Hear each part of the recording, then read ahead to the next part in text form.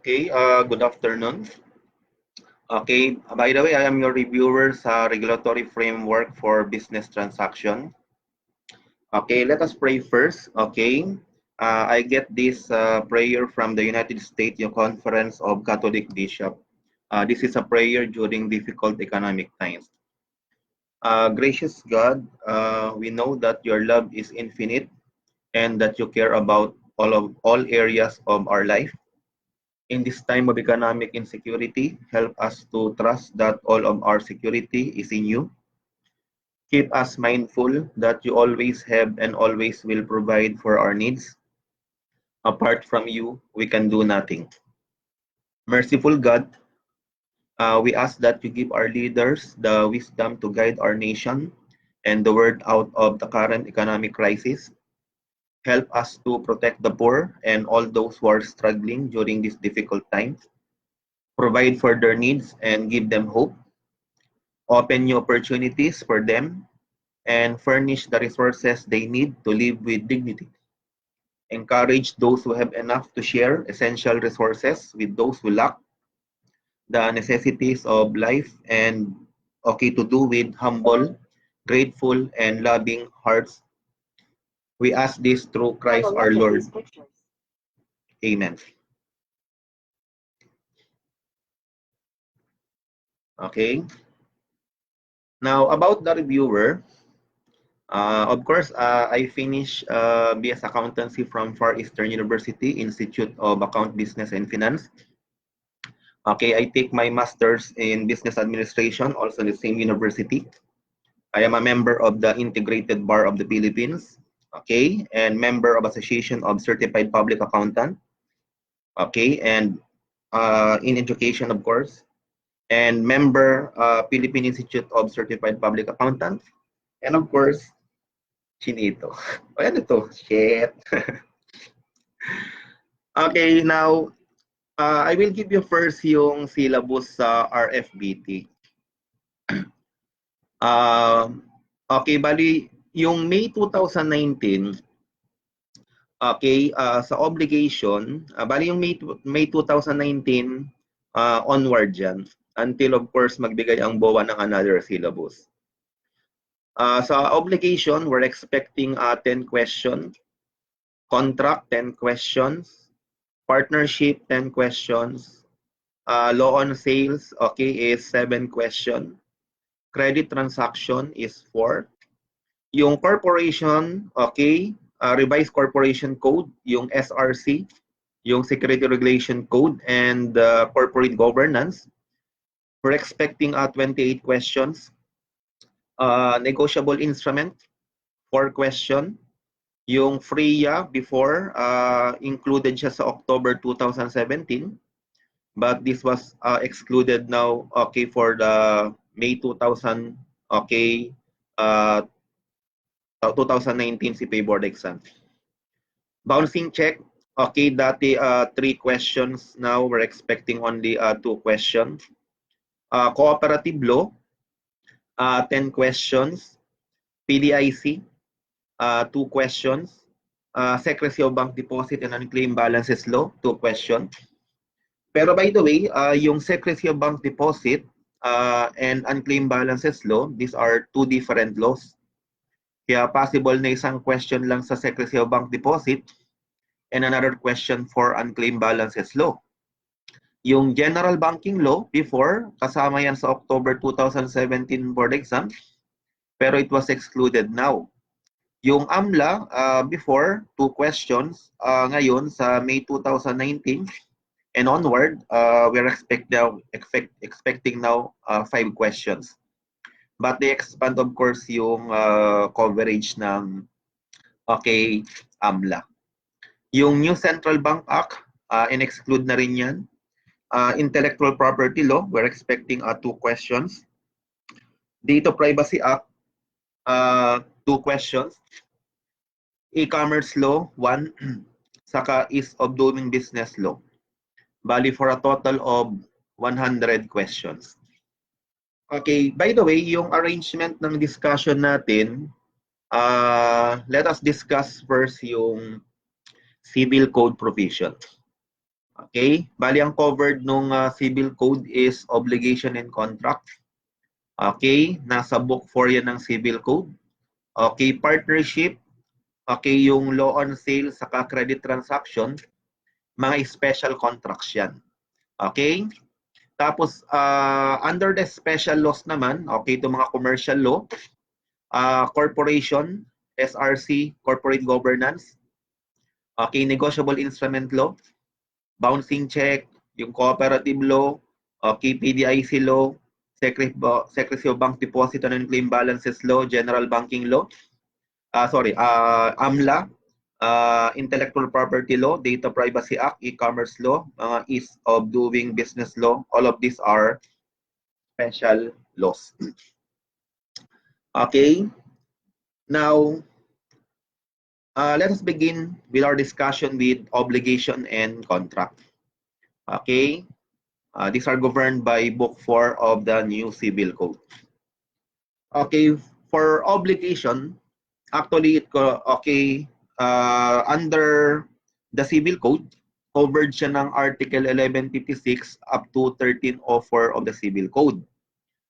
Yung contract, covered naman ng Article 1305, okay, hanggang Article 1422. Yung 1423 up to 1430 ng Civil Code, ito naman yung tinatawag na natural obligation. Okay, by the way, okay, yung obligation kasi na dinefine sa Article 1156 ng Civil Code, okay, actually it refers to a civil obligation. Okay, ito yung obligation that are enforceable through court action. Meaning if the debtor failed to perform his obligation, either to give, to do, or not to do, then the remedy of the creditor is to file an action in court. Okay, yung Article 1423 to 1430, okay, yun naman yung natural obligation. Okay, meron lang siyang limited application. Kaya nga nag-start lang ng 1423 up to 1430 ng Civil Code. That's why every time I mention the term obligation, I'm referring only to civil. Okay? Now, what are the, okay, let us define first, again, obligation. Actually, obligation is derived from the Latin word obligatio, means tying or binding. And, okay, the statutory definition of civil obligation is provided under 1156. Kasi sabi doon, obligation is a juridical necessity to give, to do, or not to do. Okay? I repeat, I'm referring to a civil obligation. Kasi yung definition ng natural obligation, makikita nyo sa 1423. Okay? Kasi ang sabi doon sa 1423, an obligation may either be civil or a natural obligation. Now, a civil obligation give a right of action to compel their performance. While a natural obligation are not based on positive law, but only based on equity and natural law. However, if the debtor daw voluntarily delivered a thing or rendered services, then there is no more right of recovery. That's why I repeat, every time I mention the term obligation, I'm referring only to a civil obligation. These are obligations that can be enforced through court action. Now, every civil obligation has 4 essential elements. And what are those? First, the active subject. Sometimes, okay, we called it the creditor, okay, lender, plaintiff, obligee, or the person was the right. Now, of course, if there is a right on the one side, there must be a corresponding obligation on the other side. Because a right cannot exist without an obligation on the other side. And the other party is called the passive subject. Sometimes we call it the debtor, okay, the borrower, defendant, obligor, or the person was the corresponding obligation. Actually, the active and the passive subject refers to the parties. And number 3, yung tinatawag nating object or prestation or the subject matter. And I'm referring to the obligation to give, to do, or not to do. Now, obligation to give is a real obligation.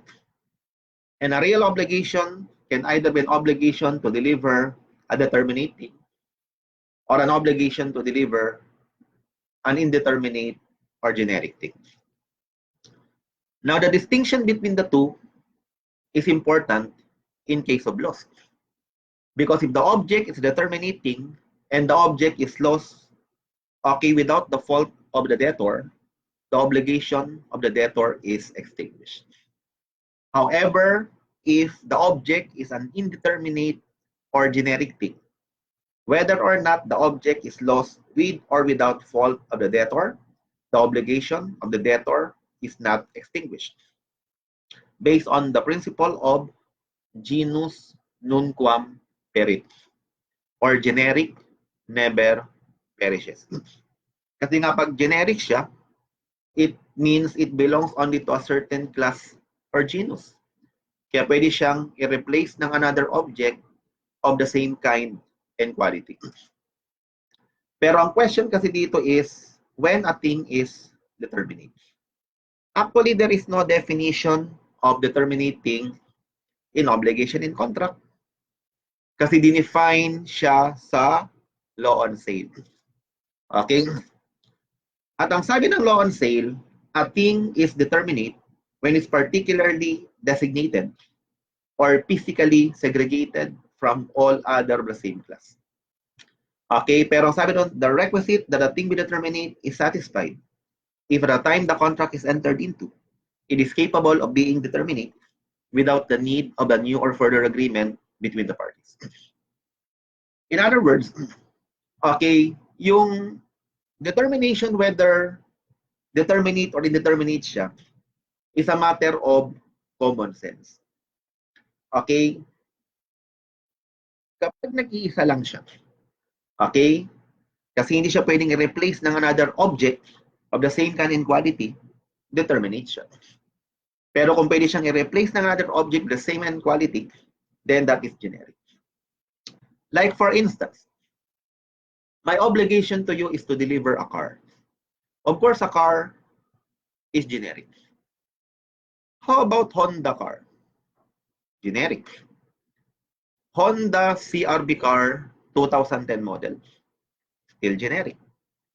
Honda CRV car 2010 model, color red, is still generic. Because there are so many Honda CRV car 2010 model, color red. Pero kung sinabi kong, okay, my car, my only car, o kaya my car with plate number ABC 123, then the object now becomes a determinate. Okay? Ngayon, kung personal obligation naman, pwede siyang positive, pwede siyang negative.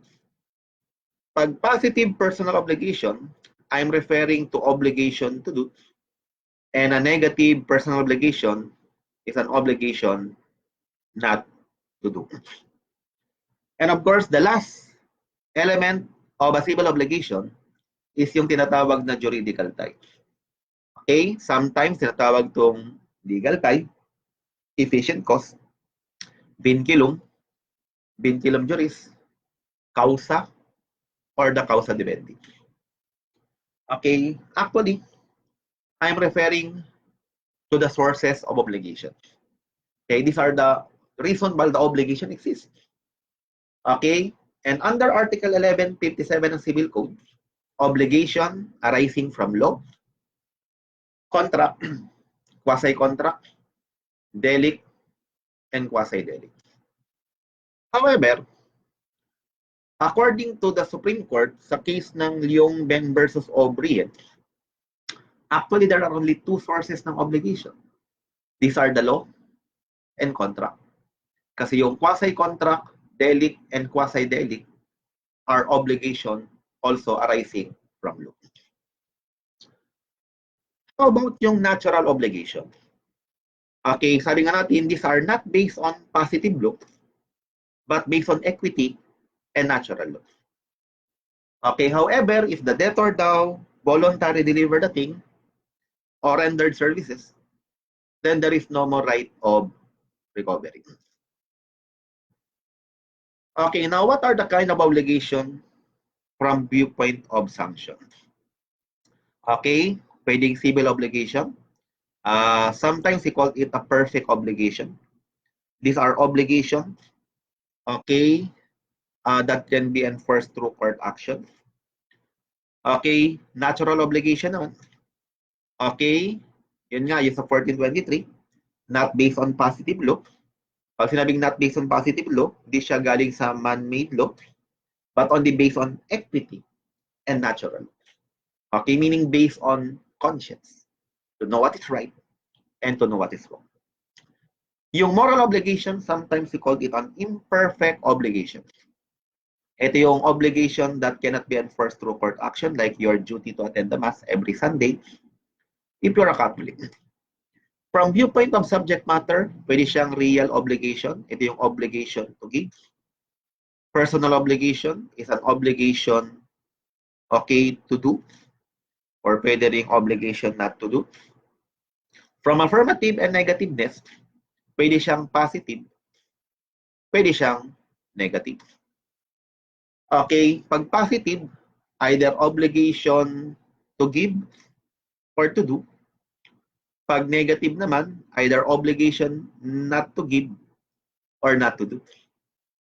Okay, pero by the way, di ba sa 1156 ng Civil Code, sabi doon, obligation is a juridical necessity to give, to do, or not to do. Pero walang mention na obligation not to give. Kasi ang sabi lang, to give, to do, or not to do. Pero how about yung obligation not to give? Saan siya magpo-fall? Answer, it will fall under obligation not to do. Kasi both of them are negative obligation. From viewpoint of person obliged, pwede siyang unilateral. It means only one party has an obligation. Or pwedeng bilateral, means both parties has obligation. Pwede siyang reciprocal or non-reciprocal. Pag reciprocal, it means both parties have obligation and it arises from the same cause. Example, yung contract of sale. Kasi sa contract of sale, when the vendor deliver the object, then the buyer should pay the price, arising from the same cause, which is the contract of sale. Pero pag non-reciprocal, it means both parties has obligation, but it does not arise from the same cause. Okay. Now, before we discuss yung civil obligation, let us discuss first yung natural. Kasi nga yung natural obligation, meron siyang limited application lang from Article 1423 to 1430 lang. Now, okay, ang first example or illustration ng natural obligation, makikita niyo sa Article 1424. Okay? Hanggang 1430. Okay, sabi ng 1424, when a right to sue upon civil obligation has lapsed by extinctive prescription, the obligor who voluntarily performs the contract cannot recover what he has delivered or the value of the service he has rendered. Okay, now what do you mean by the term prescription? Prescription actually is a mode of acquiring ownership through lapse of time. Kaya ibig sabihin, pwede ka maka-acquire ng ownership through lapse of time. Siyempre, kung pwede ka maka-acquire ng ownership through lapse of time, you may also lose ownership through lapse of time. Okay, normal pag acquisition of ownership, acquisitive prescription, okay, kung you lose ownership through lapse of time, we call it an extinctive prescription. Okay, tulad ng real property. Pag ang possession mo dyan ay continuous, public, okay, adverse in the concept of the owner, pwede mo siyang ma-acquired by prescription for a period of 10 years in good faith and 30 years in bad faith. Okay, now regarding prescriptive period of an action. Pag obligation arising from law, okay, obligation arising from written contract, saka enforcement ng judgment, the prescriptive period is 10 years. In case of oral contract, quasi-contract, 6 years. Okay, violation ng right ng plaintiff, quasi-delict, 4 years. Okay, forcible entry and unlawful detainer, the prescriptive period is 1 year. Okay, pero by the way, pag merong specific provision under the law, sundan mo yung prescriptive period.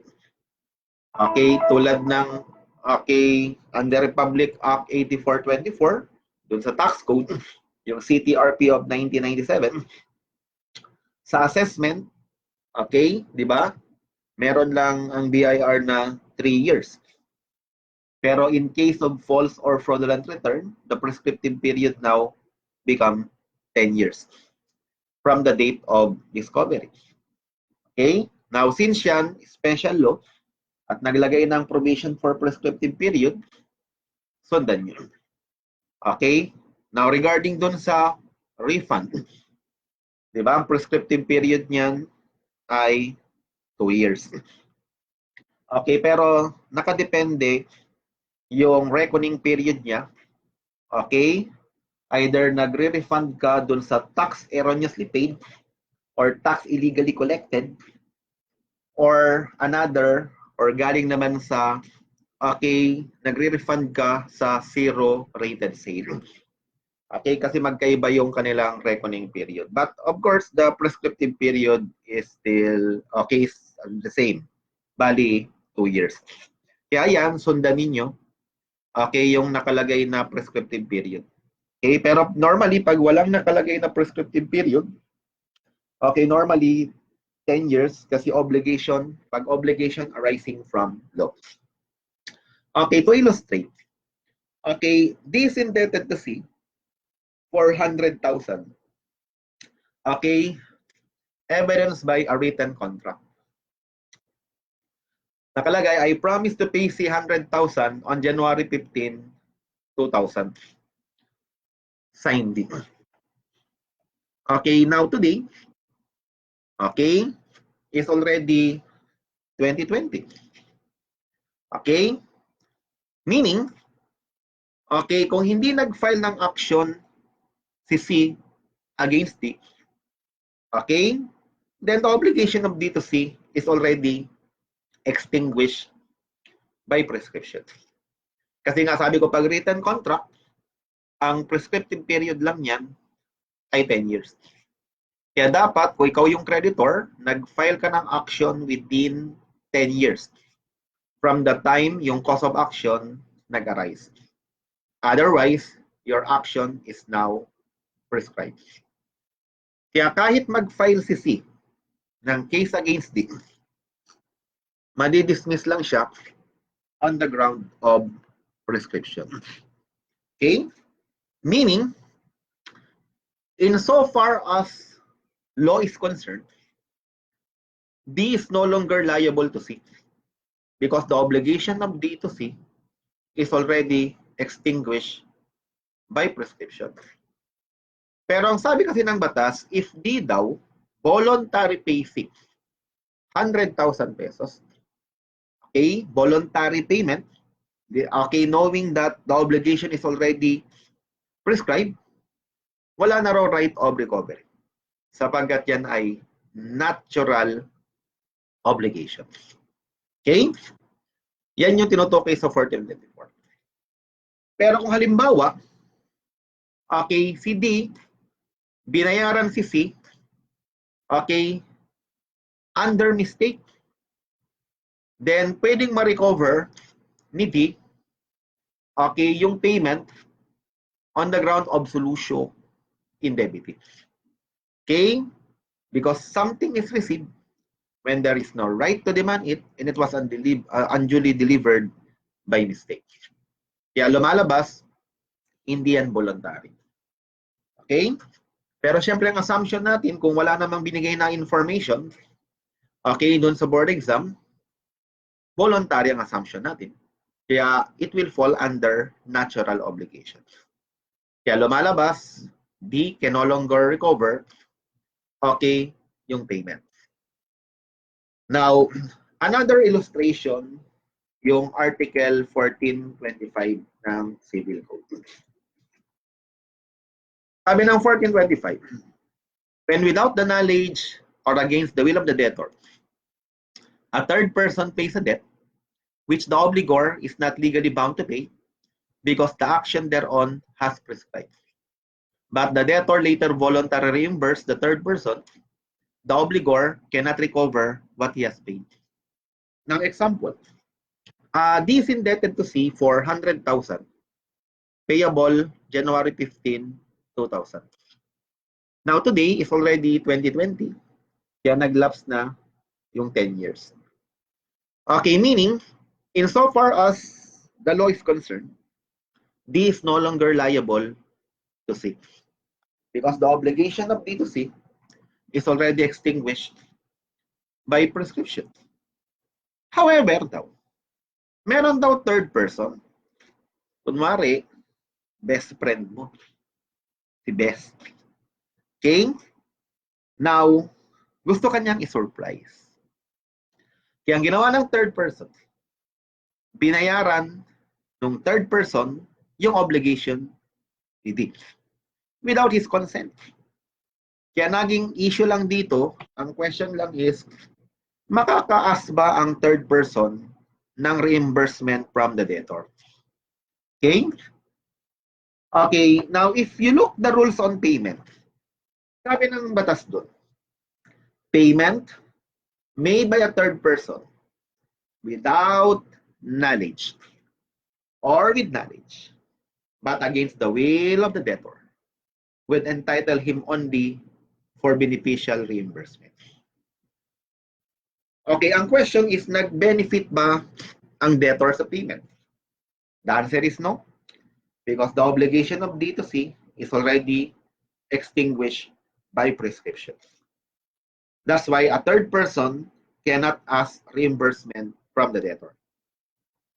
However, okay, if the debtor daw voluntarily reimburse the third person, despite that he was not benefited sa payment, wala na raw right of recovery sapagkat natural obligation. Okay. Now, magfo-fall yan under 1425 ng Civil Code.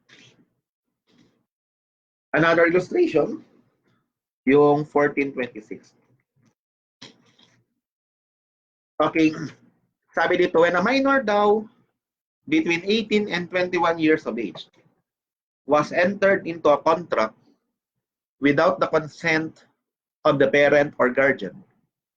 Now, after the annulment of contract, voluntary returns the whole thing or price received, notwithstanding the fact that he has not been benefited thereby, there is no right to demand the thing or price thus returned.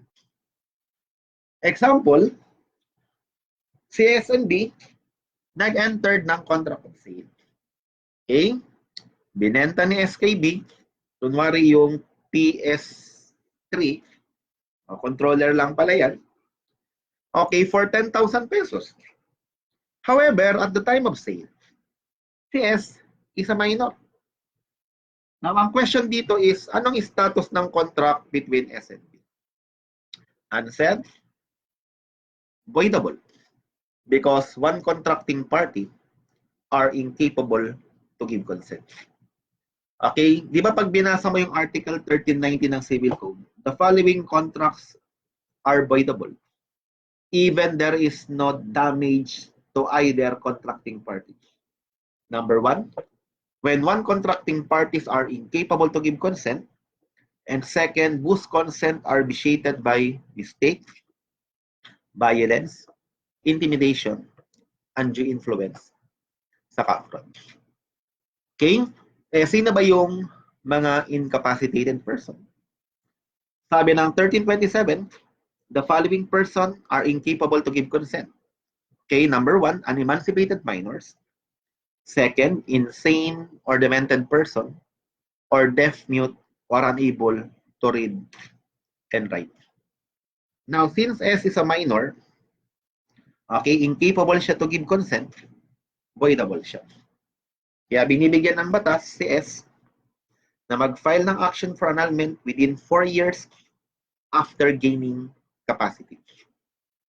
Okay, now let us assume, okay, si S nag-file ng action for annulment. Okay, after reaching the age of majority. Okay, now one of the legal effects of annulment is it requires mutual restitution. Di ba pag sinabing mutual restitution, magbabalikan kayo ng object. Kaya lumalabas, ibabalik ni B yung object, si S naman, ibabalik niya yung price. That is the general rule. Pero pag binasa mo yung provision sa voidable contract, pag ang grounds nyo for annulment is by reason of incapacity of one contracting party, the incapacitated person has no duty to restore except to the extent that he was benefited. Okay? Now, sa madaling salita, pero take note, pag ang grounds ninyo for annulment is on the ground of, okay, vices of consent, okay, due to mistake, violence, intimidation, undue influence, saka fraud, mandatory ang mutual restitution. Pero dito, since ang grounds natin for annulment is incapacity of one contracting party, the incapacitated person has no duty to restore except to the extent that he was benefited. Now, let us assume na hindi nag-benefit si S, okay, doon sa contract. Kasi halimbawa, yung proceed na nakuha niyang 10,000, natalo lang sa gambling. Tinaya niya ng Caracos. One time, big time. Talo ka agad. Kaya lumalabas, hindi nag-benefit yung minor. Kaya ibabalik ni B yung object, pero si S walang duty to return the price. Okay, ang problema after annulment ng contract, okay, di ba yung object na kay S na? Voluntary ni-return niya kay B. Despite na hindi siya nag-benefit from the contract, wala na raw right of recovery. Sapagkat that is a natural obligation. Okay? Now, punta tayo sa another illustration. Okay? Ang natural obligation sa Article 1427.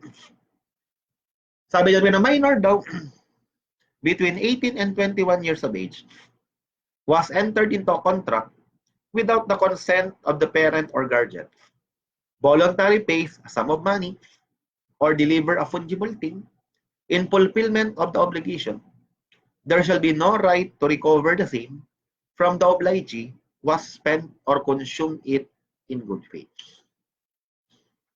Okay, now, di ba binold ko yung fungible thing? Now, what do you mean class by the term fungible? Is fungible same as consumable? Okay, the answer of course is not. Kasi pag sinabing, okay, fungible or non-fungible, okay, nakadepende yan dun sa purpose. Okay? Pero pag sinabing consumable or non-consumable, okay, it depends upon the nature. Okay, ulitin ko ha, pag fungible or non-fungible, nakadepende siya sa intention ng party. Pero pag consumable or non-consumable, nakadepende siya sa nature ng object. Okay? Tulad class ng sugar. Okay, ang sugar by nature are consumable. Kasi di ba ang sugar by nature cannot be used without being consumed. Okay? Pero how about, okay, is sugar fungible? Answer, it depends na. Okay? Kasi kung, okay, I can replace the sugar of the same kind and quality, fungible siya. For example, halimbawa, I borrow 1 kilo sugar.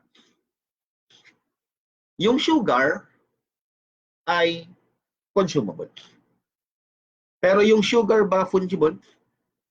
Okay, it depends. Kung hiniram ko yung sugar, pero pwede ko siyang i-replace ng another 1 kilo sugar of the same kind and quality, fungible.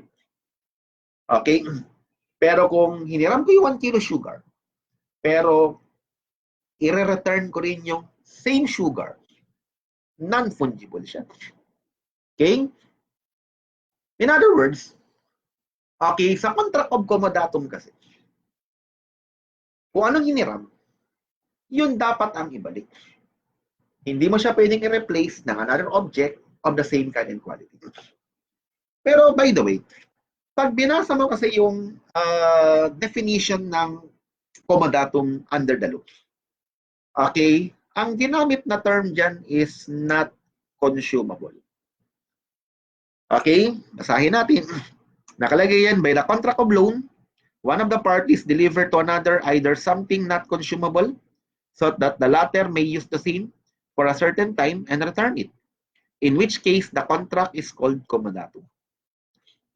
Pero actually, even the law use the term not consumable.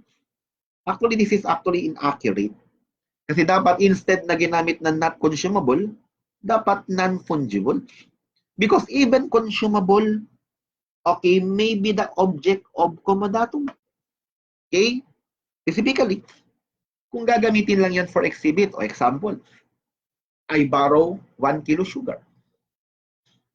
Okay, and I am required to return the same sugar. Okay, di lumalabas, non-fungible yun. Contract of comodatum yun. Pero sabi mo, sir, possible ba? Kung ano hiniram mong sugar, yun din yung ibabalik mong same sugar? Yes. Especially nga kung gagamitin ko lang siya for exhibit. Meaning after the exhibit, I will return the same sugar, then that is non-fungible. Kaya lumalabas, yan ay contract of comodatum. Provided, dapat essentially gratuitous siya. Now, by the way, dito yung ginamit naman, fungible thing. Okay, I think mas accurate na gamitin na consumable. O, example, yung minor for instance, okay, nag-deliver daw sa capacitated person. Either sum of money, kwarta, or fungible thing na dapat consumable yan. At yung kabilang party daw, na-consume in good faith. Wala na raw right of recovery. Kaya lumalabas yung minor, hindi na mare-recover yung money or fungible thing na na-deliver sa other party na na-consume in good faith. Okay, by the way, mapapansin mo kasi, exception to sa general rule. Kasi ang rule kasi 'di ba sa payment, okay, kapag ang debtor ay incapacitated, kasi wala siyang predisposal ng thing due or capacity to alienate, the payment is not valid. Therefore, his parent or guardian may recover the payment. Pero mapapansin mo dun sa rules on payment except Article 1427 of the Civil Code. Okay? Oh, by the way, pag umabot tayo sa rules on payment, babanggitin ko ulit yan. Yung Article 1427 ng Civil Code as exception sa general rule. Okay? Another is Article 1428.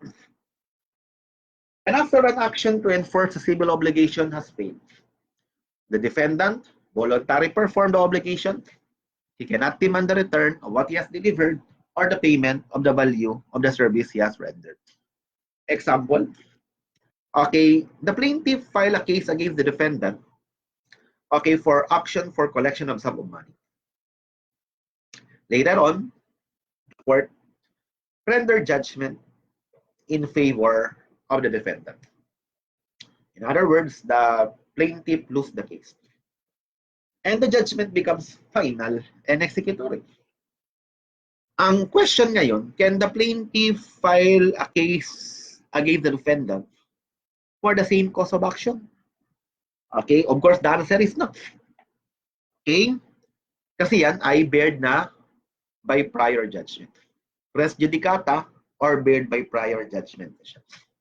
Okay, now, kasi public policy requires that we need to put an end to a litigation. Imagine kung walang ganyang public policy. Okay, halimbawa, nag-file ka ng case, natalo ka, eh di magpa-file ka lang ng another case, talo ka uli, file lang uli, wala nang katapusan. Kasi every time na matatalo ka sa korte, magpa-file ka lang ng another case against the same party for the same cause of action. Wala nang katapusang litigation yan. Kaya lumalabas, once natalo ka na, okay, at nagkaroon na ng judgment na naging final, hindi ka na pwedeng mag-file pa ng another case against the same party, okay, for the same cause of action. Otherwise, res judicata na yan or barred by prior judgment. Sa madaling salita, sa batas ng tao, the defendant is no longer liable to the plaintiff because natalo na yung plaintiff sa kaso. Pero sabi ng batas, sa 1428, if the defendant daw, okay, voluntary pay the plaintiff, despite that he win the case, wala na raw right of recovery. Sapagkat yan ay natural obligation. Okay? Saka ang engot naman ng defendant, kung magbabayad pa siya, panalo ka na. Okay? Kaya, okay, sana hindi na lang siya nagpademanda, nagbayad na lang siya, or nagkaroon na lang siya ng voluntary payment. Kaya wala nang right of recovery because natural obligation. Another illustration is Article 1429. Okay? Now, sabi dyan, when a testate or intestate heir voluntary pays a debt of the decedent exceeding the value of the property which he received by will or by the law of intestacy from the estate of the deceased, the payment now is valid and cannot be rescinded by the payer. Example, okay, the debtor is indebted to the creditor for 100,000 pesos during his lifetime. Okay, later on, okay, the debtor died. Okay, yung debtor meron siyang legal heirs. Now, let us assume that the property left by the deceased is 120. Siyempre, property na 120 minus obligation na 100,000, meron excess na 20,000. Okay? Yan yung tinatawag na net hereditary estate. And of course, i-inherit siya ng legal heirs. Okay? Pero let us modify. What if the property left by the deceased is only 50? Meaning yung property, 50. Yung obligation, 100,000. Abay, meron pang unpaid obligation yung deceased. Okay? Na 50,000. Ang tanong, liable ba yung legal heirs for the obligation of the deceased? Or sa madaling salita, okay, liable ka ba sa utang ng ina mo? Okay? Or utang ng ama mo? Okay? Hindi ako nagmumura niyan, ha? Pag binasa niyo yung Article 1311 ng Civil Code, last paragraph, sabi doon, the heirs is not liable beyond the value of the property received from the decedent. Sa madaling salita, ang nai-inherit lang, okay, is the net hereditary estate. Meaning property after deducting all liabilities. Pero pag ang naiwan ng magulang ay puros utang, edi ang rule, hindi ka liable sa utang ng ina mo. Okay? Pero ang sabi ng batas kasi, pag yung legal heirs daw, voluntary, binayaran yung creditor representing the obligation of the deceased, wala nang right of recovery. Sapagkat that is a natural obligation. Okay? Kaya ang moral lesson, wag na wag mong babayaran ang utang ng ina mo. Okay? Now, punta tayo sa Article 1430 ng Civil Code. Sabi dito, when a will daw is declared void because it has not been executed in accordance with the formalities required by law, but one of the intestate heirs, after the settlement of the death of the deceased, pays a legacy in compliance with the clause in the defective will. Payment daw is effective and irrevocable. Okay? Gawa tayo ng illustration. Okay? Now, okay, yung testator, for instance, during his lifetime, he execute a last will and testament, disposing a legacy in favor of a legatee. Okay? Anong ibig sabihin ng legacy? Legacy is the disposition of a specific personal property. Okay? Yung device naman is disposition of a specific real property. Okay? Ngayon, ang problema lang kasi pagdating sa legacy and device, okay, nagiging valid lang yan kapag may valid will. Kasi pag ang will ay void, the legacy and device are likewise void. Because you die intestacy. Kaya sa madaling salita, hindi magbe-benefit or hindi entitled ang legatee or yung device kapag ang will ay dineclared na void. At take note, a will is a formal act. Meaning, you need to comply the formality prescribed by law. Okay, kasi pag di mo kinomply yung formality prescribed by law, you die intestacy. At pag namatay kang intestacy, the entire estate of the deceased, okay, goes to the legal heirs. Okay, kasi yung legacy and device ay void. At meron tayong dalawang klaseng will, di ba? Una yung tinatawag nating notarial will, saka pangalawa, yung holographic. Okay, now ano ba yung formality prescribed by law sa holographic muna? Unahin natin yung holographic. Okay, actually, simple lang ang requirement or forms pagdating sa holographic will. Sabi ng batas, it must be entirely written, dated, and signed by the testator. Tatlong requirement lang ha. Entirely written, kailangan handwritten. Kung tinaypewriter mo, or Microsoft Word mo, void. Pangalawa, dapat may date. At pangatlo, may signature. Kasi alam natin, lahat ng dokumento, pag walang signature, are considered as scrap of paper. Okay? Kaya tatlong requirement lang ha. It must be entirely written, dated, and signed by the testator. Okay? Sabi mo, sir, pwede ba yung Microsoft Word? Pwede. Pero hindi pwedeng holographic. Gawa ka ng notarial will. Sa notarial will, kailangan merong attestation clause. Okay? Naka-indicate doon sa attestation clause that the will was executed by the testator voluntarily in the presence of 3 attesting witnesses. Okay? Dapat yun, nakalagay sa attestation clause na yung will nga in-execute ng testator voluntarily, okay, in the presence of 3 attesting witnesses, and each and every page of the will must be signed by the testator, okay, and the 3 attesting witnesses, okay, in the left-hand corner of the will, indicating the page number. Pag wala kang nilagay na page number dyan, void. Okay? Void ang rule dyan, ha? Okay? Kasi kailangan may page number.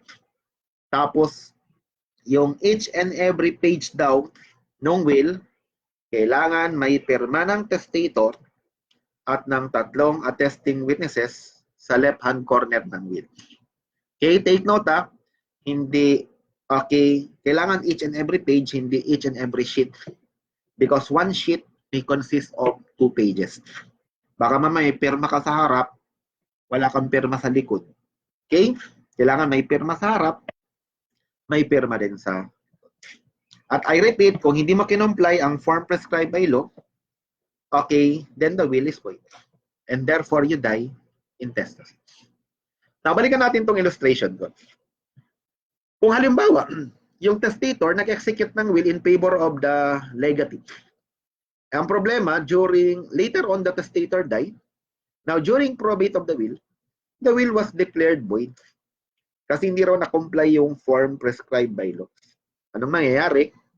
In that case, okay, the testator die in intestacy. Okay, null and void. Kaya yung entire inheritance ng testator mapupunta sa legal heirs by operation of law. Therefore, the legatee is not entitled to the legacy. Okay?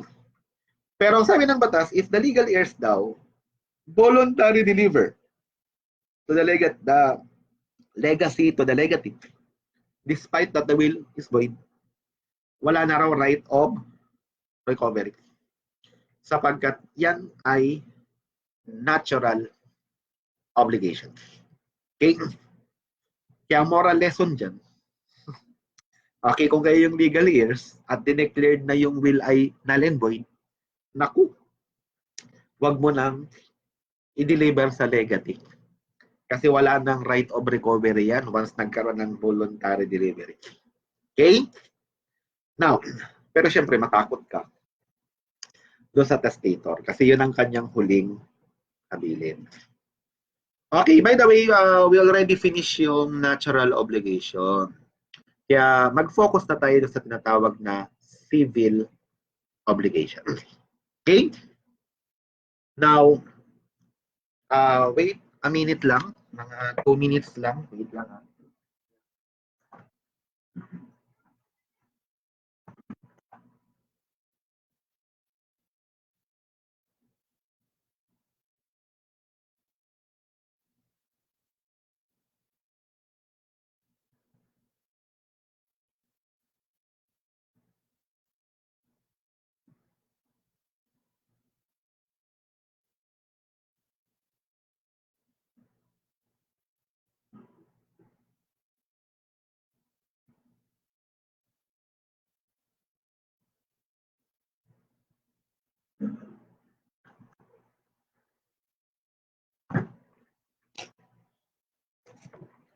Okay.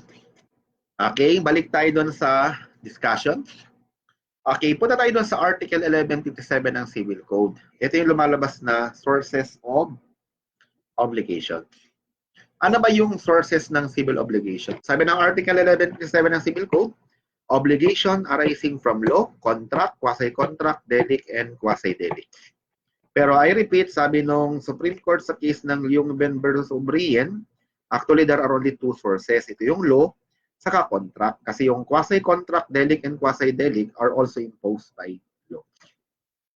Okay, yung law, obligation ex lege. Okay? Lagyan mo lang ng ex. Okay? Lege or legis means law. Yun naman contract, obligation ex contractus. Okay? Quasi-contract, obligation ex quasi-contractus. Acquisition punishable by law, obligation ex maleficio or delicto. And quasi-delict is obligation ex quasi-maleficio or quasi-delicto. Now, unahin natin yung obligation arising from law. Okay? Sabi ng batas, okay, sa Article 1150, okay, 8, obligation derived from law are not presumed. Only those expressly determined in this code or special laws are demandable and shall be regulated by the precept of the law which establishes them, and as to what not been foreseen by the provision of this code, of this book. In other words, class, para magkaroon ng tinatawag na obligation arising from law, kailangan merong specific provision under the law na nag-i-impose ng obligation. it cannot be presumed. Kaya kung walang nakalagay na specific provision under the law, under the civil code na nag-impose ng obligation or under a special law, there is no obligation arising from law. Example, obligation to pay taxes. Okay? Now, meron tayong National Internal Revenue Code. In fact, under Republic Act 8424, okay, kapag meron kang income, you are required to pay income tax. Nag-donate, then you need to pay donor's tax. You die, you need to pay estate tax. Nag-engage ka sa trade or business, then you can be subject to either value-added tax or percentage tax. Okay, manufacturer or importer ka ng mga sin item. Okay, then you can be subject to an excise tax. And there is a specific provision under the law na nag-impose ng obligation.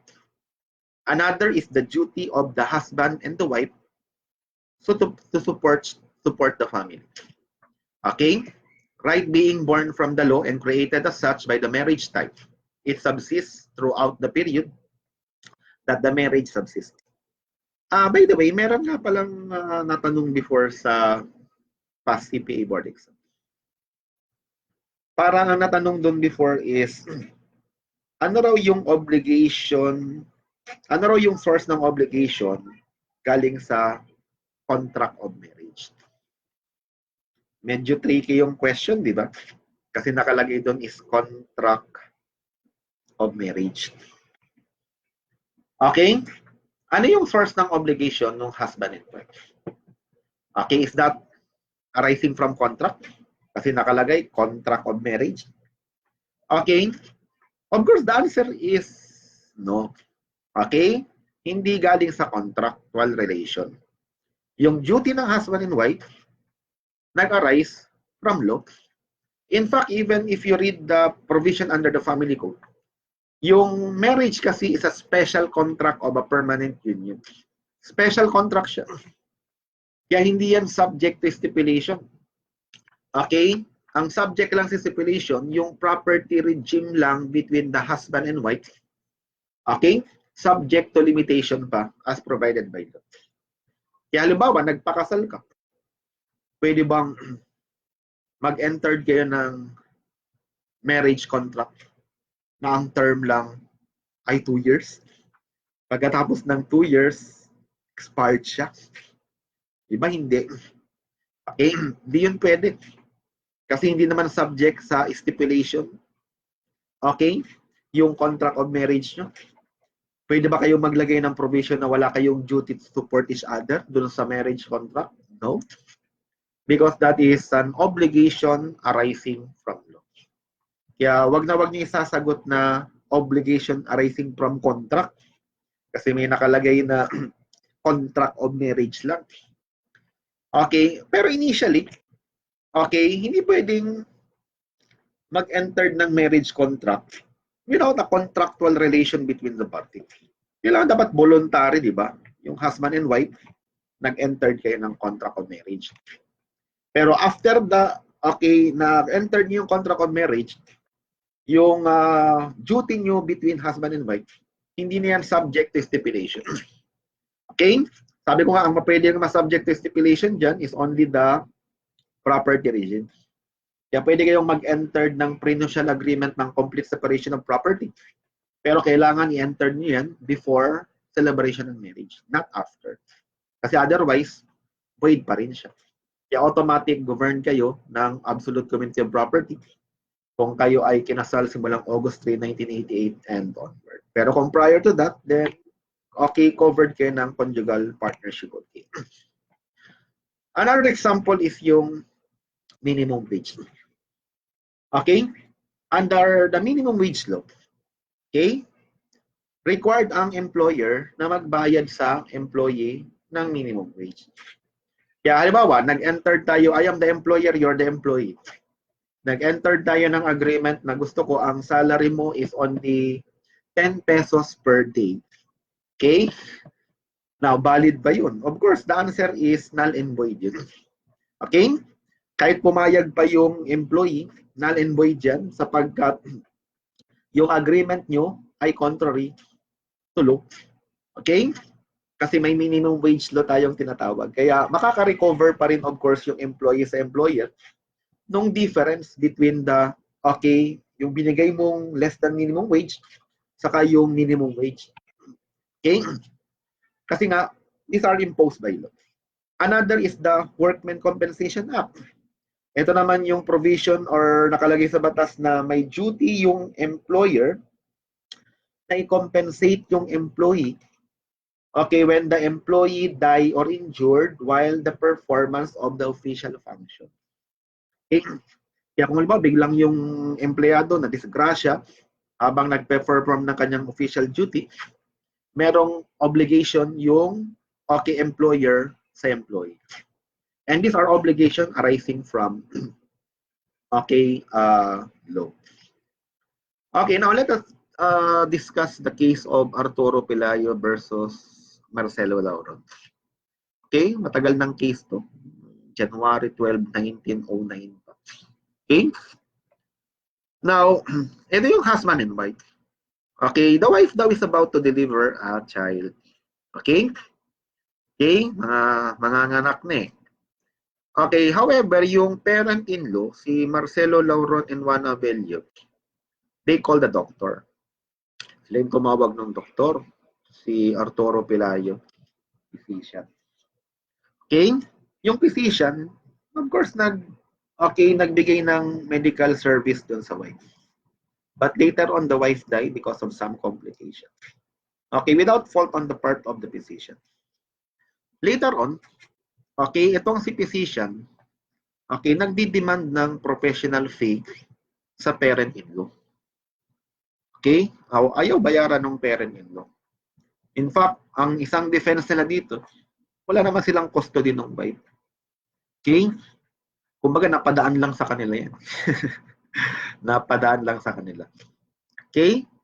Now, syempre, nung manganganak na yung wife, okay, sumasakit na yung tiyan, nagtawag sila ng doktor.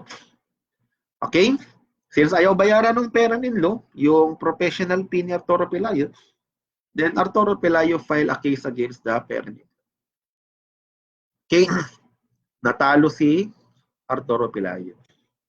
Okay? Nangyari, appeal siya hanggang umabot ng Supreme Court.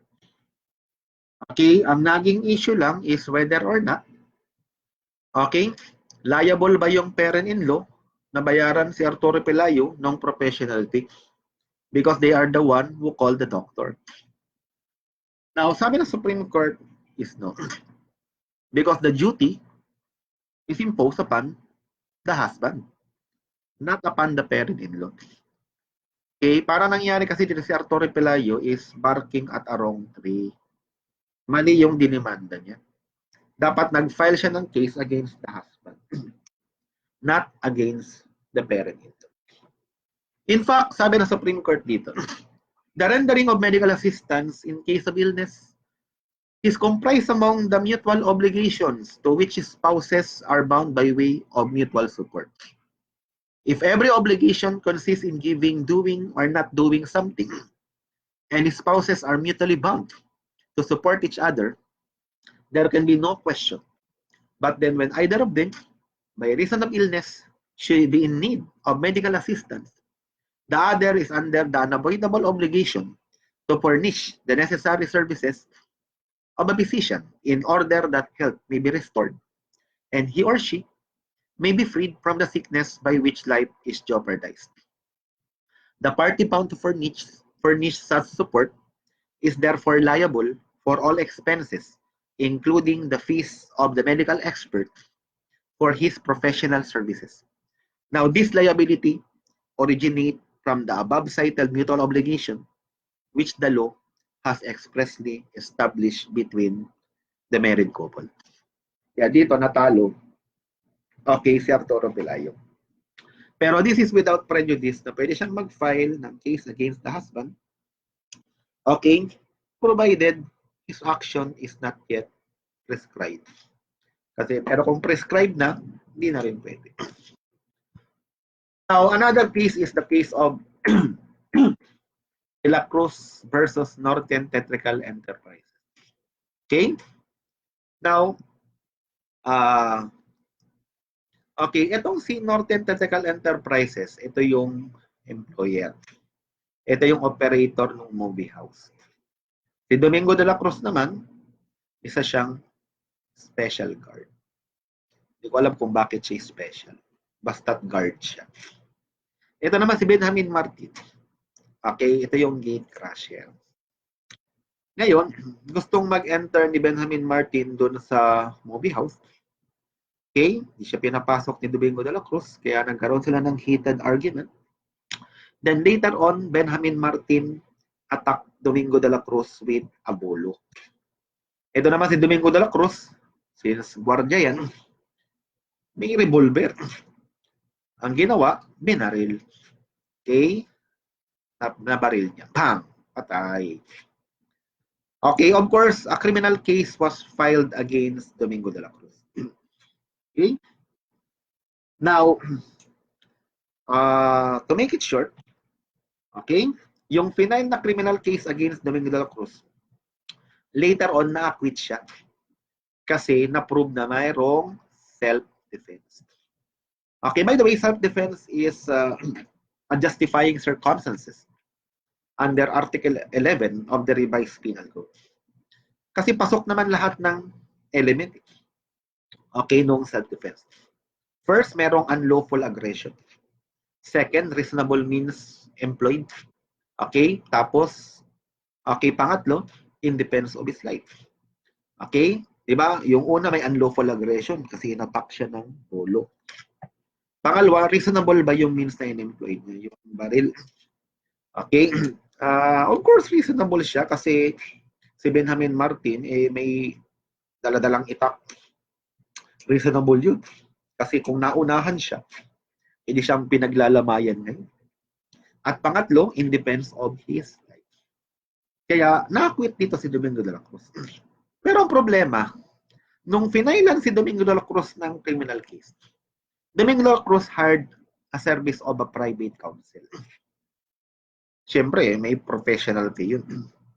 Then later on, nung na-acquit si Domingo de la Cruz sa criminal case, Domingo de la Cruz is now asking from the employer, si Northern Tactical Enterprising Corporation, ng reimbursement.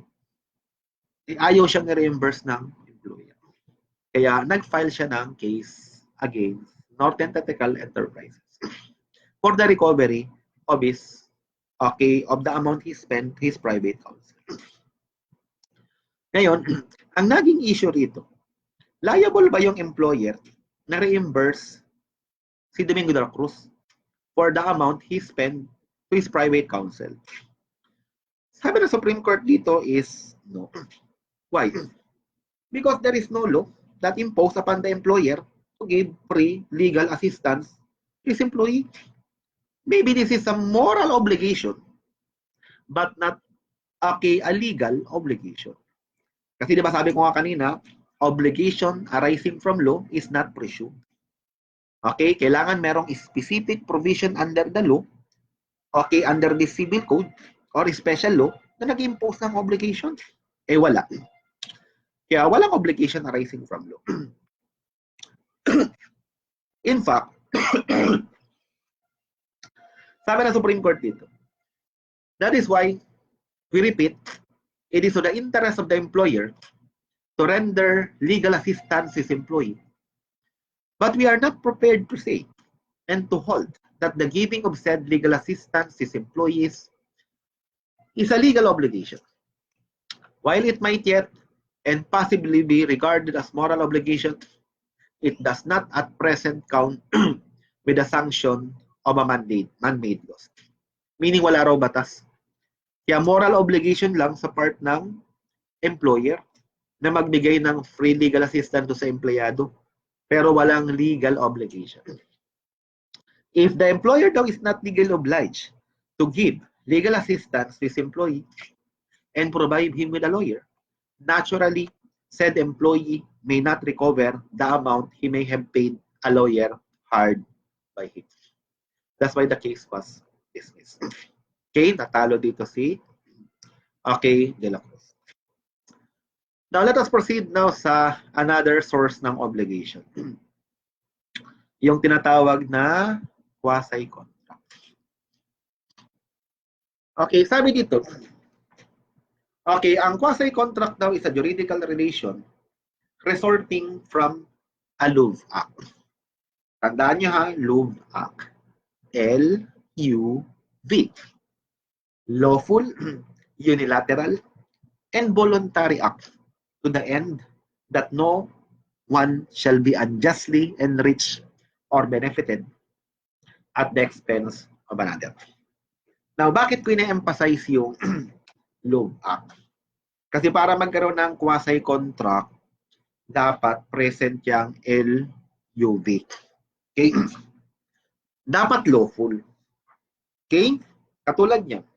Diba, natatandaan niyo yung negosyorum gestio, yung tinatawag na unauthorized management. Kasi halimbawa, bigla na lang may pumasok sa property mo at nakialam. Unlawful yun. Trespass to dwelling yun, di ba? Okay. Pangalawa, dapat unilateral.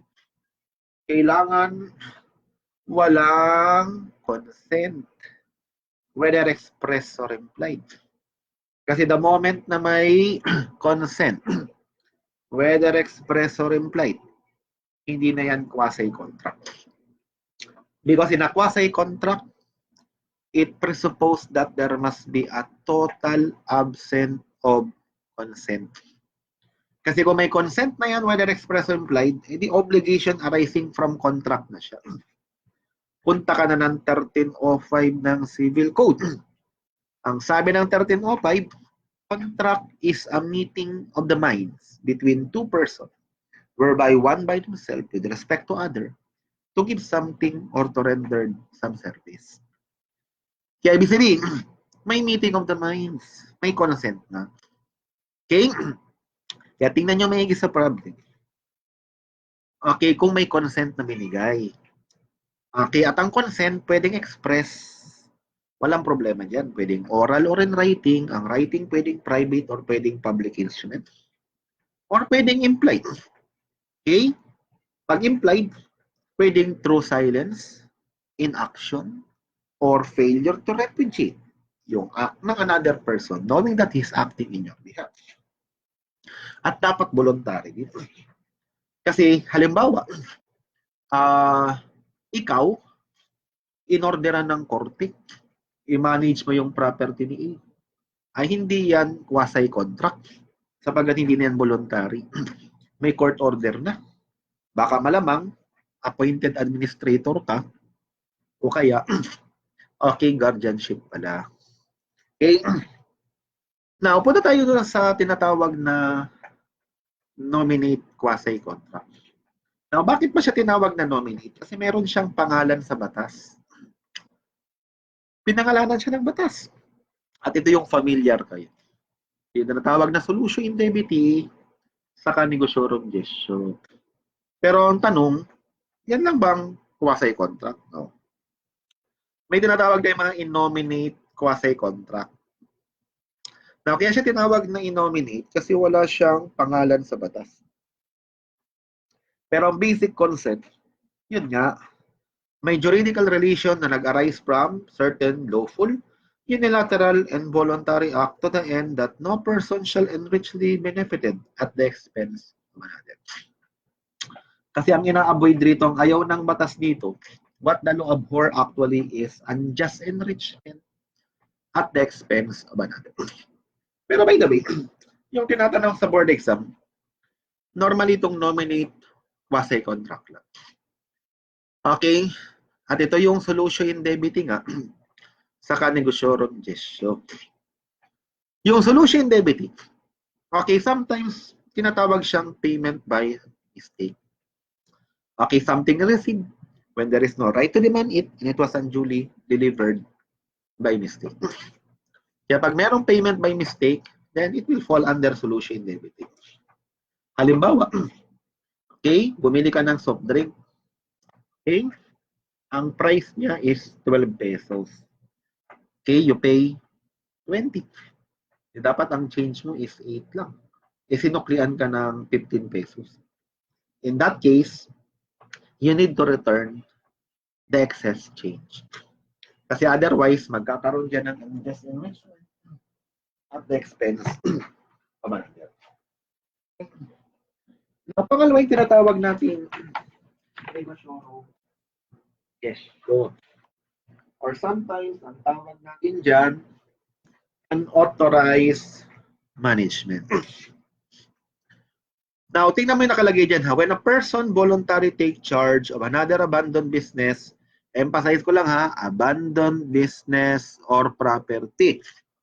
Kasi kung hindi yan abandoned business or property, pumasok ang bigla, then unlawful yan. Trespass to dwelling yan. Okay, without the owner's authority. Tingnan mo ha, without the owner's authority. Kasi once na meron niyang plus na authority from the owner, baka yan ay implied contract of agency na. Okay, reimbursement must be made for necessary and useful expenses. Kaya tingnan mo yung requisite niya. First, property or business is abandoned or neglected. Pangalawa, the manager is unauthorized, whether express or implied. Kasi tingnan yung maigi sa problem kung meron ng authority. Okay, pag merong authority, hindi yan negosyorum gestion. That is an implied contract of agency. And the unauthorized manager voluntarily take charge the abandoned property.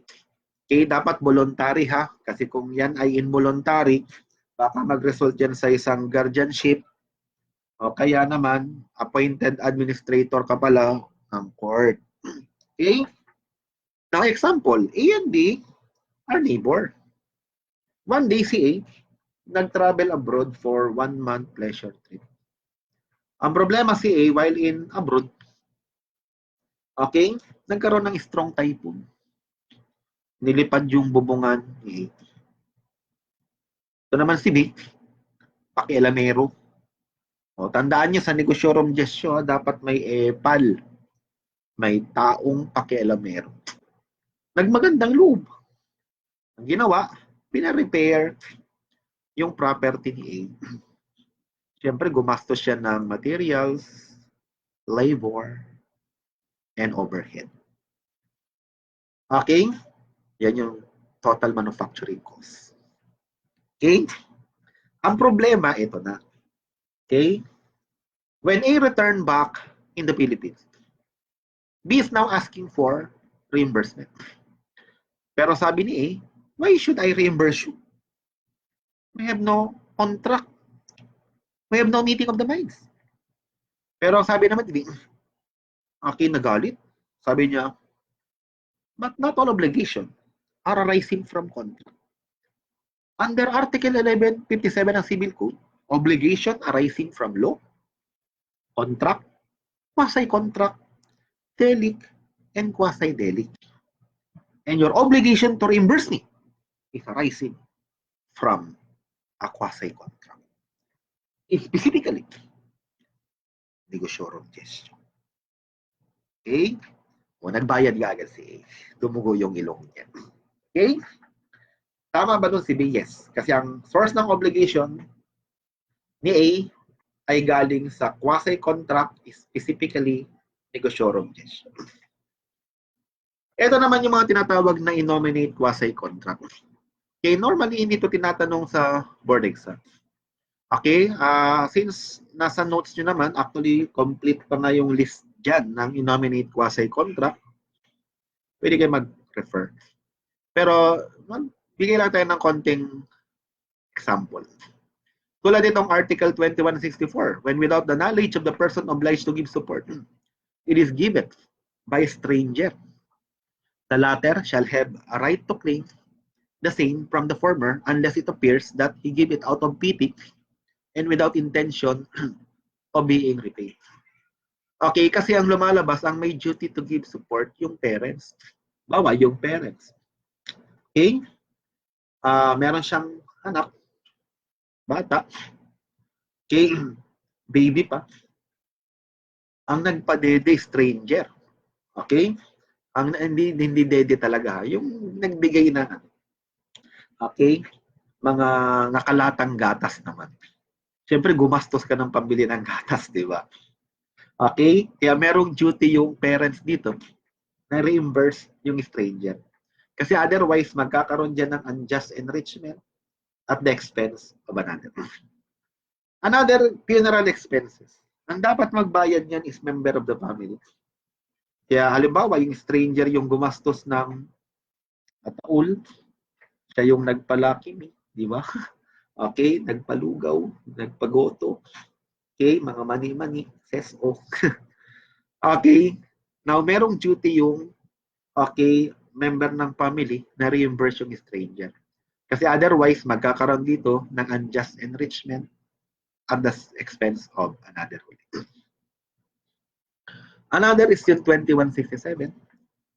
When through an accident or other cause, a person thou is injured or becomes seriously ill, and is treated or helped while he is not in a condition to give consent to a contract, he shall be liable to pay for the services of the physician or other person aiding him unless the service thou has been rendered out of pure generosity. Okay. Now, another source ng obligation, yung delict. Ito yung act or omission, punishable by. Okay, sabi dyan, obligation arising from a criminal offenses shall be governed by, number 1, penal laws. Okay, penal laws daw. Yan yung revised penal code. Pangalawa, subject to the provision of Article 2177. Ano ba yung 2177? Okay, basahin natin.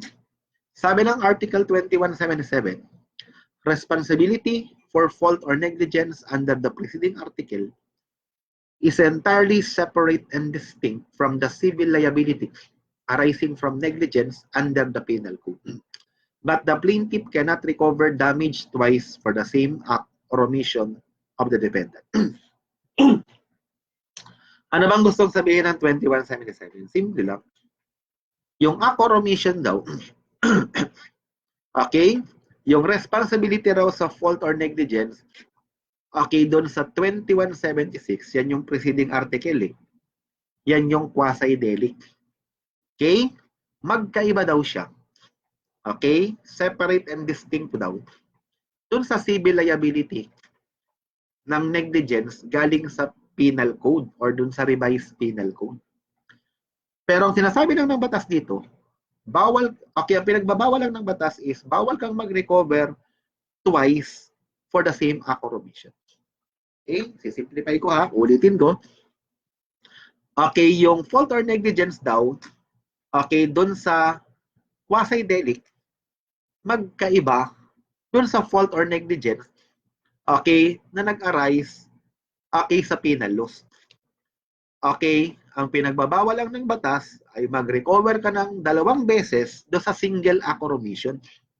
Ibig sabihin, hindi ka pwedeng mag-recover ng civil liability, okay, doon sa quasi-delict, at the same time, magre-recover ka pa ng civil liability from the penal laws.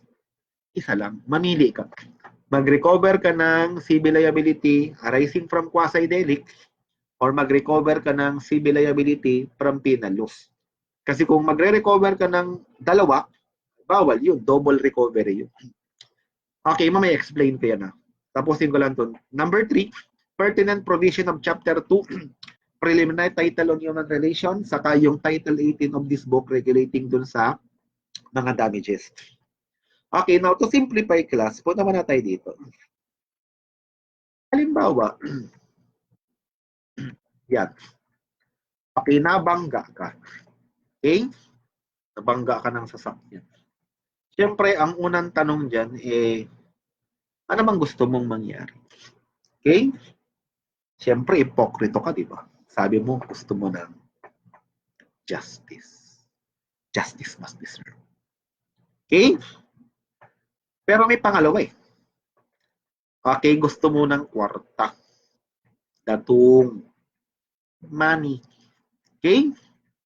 Okay, yan yung civil liability. Paano ka magre-recover ng civil liability?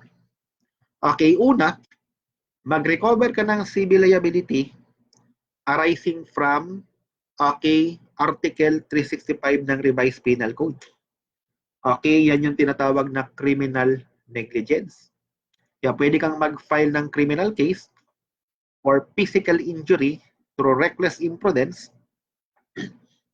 Okay, at magre-recover ka ng civil liability under Article 100 ng Revised Penal Code. Kasi di ba ang sabi doon, every person criminally liable is also civilly liable. Kaya ibig sabihin, pag nag-file ka ng criminal case doon sa driver, yung civil liability arising from Revised Penal Code impliedly instituted. That's why when the court render judgment on the criminal case, may judgment din on civil liability. Pero dito, nagre-recover ka ng civil liability sa Revised Penal Code or yung tinatawag na penal laws. Or second option, mag-file ka ng criminal case against the driver pero i-reserve mo yung civil liability. Kasi magre-recover ka ng civil liability hindi sa penal laws but rather sa provision ng civil code on quasi-delict dun sa Article 2176 ng Civil Code.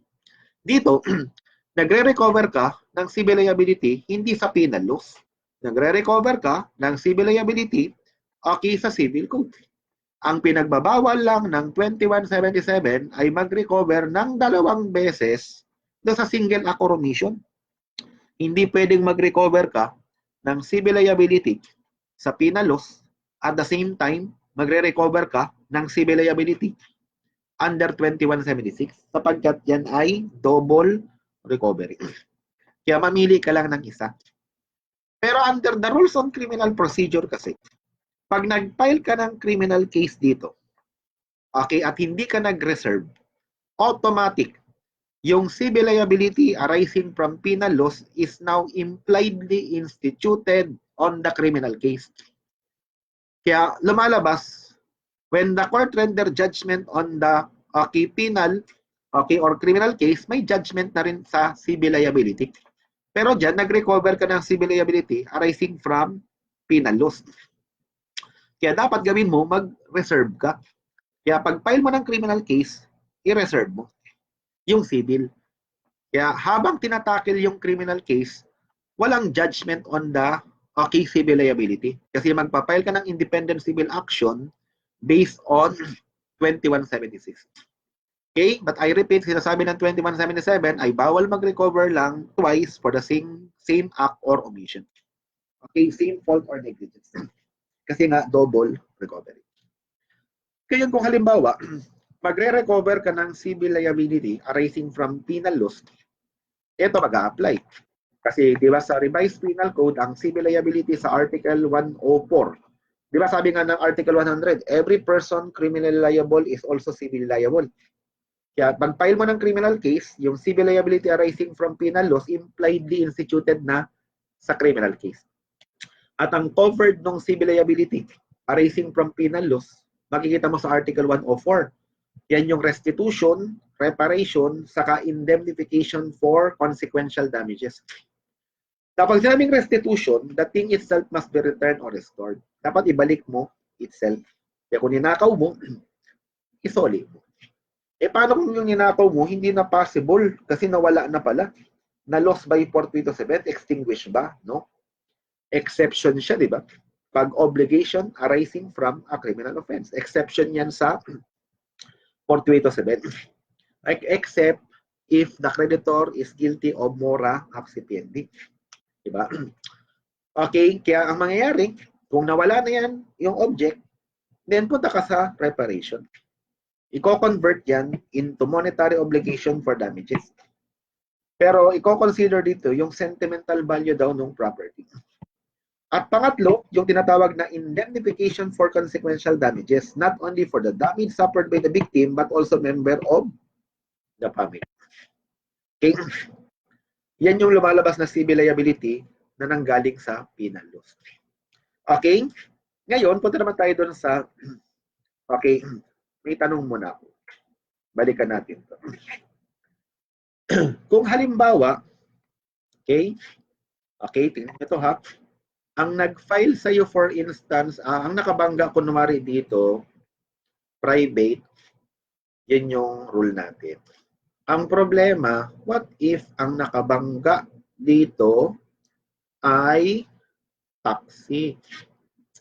Okay? O kaya jeep. Okay? Ang problema, normally yung driver, wala yung property. Kaya ang tanong, paano ka magre-recover ng civil liability? Okay? Now, etong rule. Mamili ka pa rin. Pwede kang mag-file ng criminal case against the driver. Okay? Siyempre, pag nag-file ka ng criminal case, okay, walang reservation, yung civil liability, impliedly instituted na sa criminal case. Kaya mag-a-apply penal laws. At pag nag-apply yung penal laws, okay, sabi ng batas, kapag itong driver ay convicted, ang liability ng kanyang operator, di ba merong operator yan? Ang tawag dyan yung tinatawag na common carrier.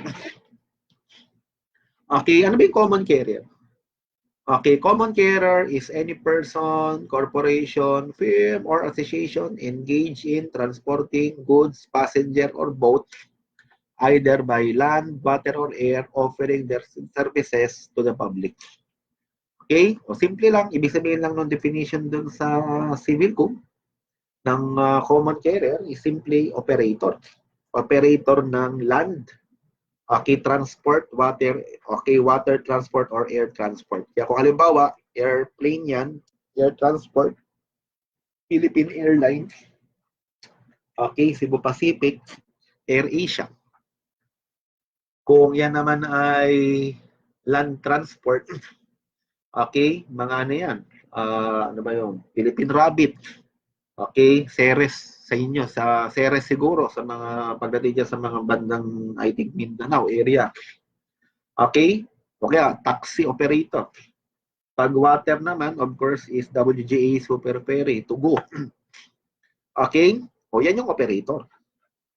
Ngayon, ang sabi ko nga, kapag yung driver ay na-convict, ang mag-a-apply, revised penal code. Eh, ang tanong, anong liability ngayon ng operator? Kung merong operator dito. Okay, sabi ng batas sa revised penal code, ang liability ng operator ay automatic pero subsidiary. O, ano ibig sabihin ng automatic but subsidiary? Ibig sabihin, once na ito convict, automatic yung operator liable. Wala kang defense dyan. Now, okay, pwede bang sabihin ng operator na hindi ako liable because I exercise diligence of a good father of a family in the selection and supervision of the employee, itong driver. Ano sir, no? Wala kang defense dyan. Basta't ito convicted, automatic liable ka. Kaya dapat itong si operator, tulungan mo to habang tinatry for criminal case. Kasi once na ito convict, automatic liable ka. Okay? Okay, pero tandaan natin na walang duty ang operator na magbigay ng pre-legal assistance sa employee.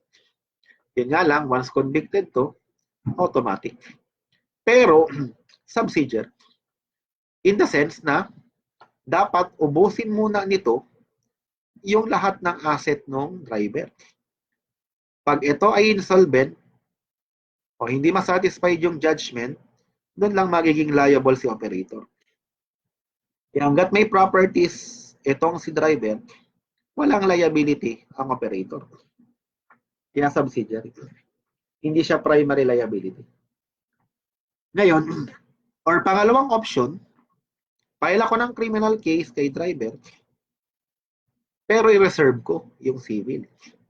Kasi magpa-file ako ng independent civil action sa operator based on 2180. Yung tinatawag na vicarious liability.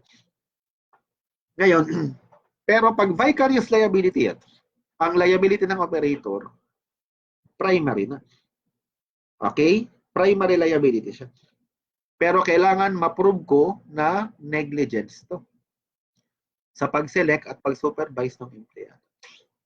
Okay, kasi ibig sabihin, kanina pagdating sa criminal case, once convicted si driver, automatic liability. Dito, pag finailan mo ng 2180 sa operator, may defense siya. Anong defense niya? He exercised diligence of a good father of a family in the selection and supervision of employee. Kasi di ba ang basis mo ng civil liability is the fault or negligence ng operator sa pag-select at pag-supervise ng employee. Kaya ibig sabihin, ang defense niya ay diligence of a good father of a family in the selection and supervision of employee. Kasi once na-prove niya na siya ay diligent sa pag-select at pag-supervise ng empleyado, wala siyang liability. Okay? Pero, ang problema dyan, okay, may mga cases na katulad nito. Etong si operator, sabi niya, uy, hindi ako negligent sa pag-select at pag-supervise ng empleyado. In fact, lahat ng aming driver, okay, bago kami mag-hire, meron niyang minimum 5 years experience. Pangalawa, lahat ng driver namin, magagaling lahat siya. Mga cum laude, mga magna cum laude, mga suma yan. Okay, sa college. Okay. Tapos, lahat ng driver namin, abay may ano yan. Okay, may training here and abroad regarding safety rules sa mga traffic rules. Oh. Pag yan ay na-prove nito, okay, na ito ay exercise ng diligence of a good father of a family in the selection supervision nito, walang civil liability sa operator. Pero ang problema, may cases ng ganyan before na ang defense nila ganun. May mga pinakita sila na bago kami hire, ganyan. Ganito. Eh, ang problema, hindi na-prove nito na ini-implement pala nila.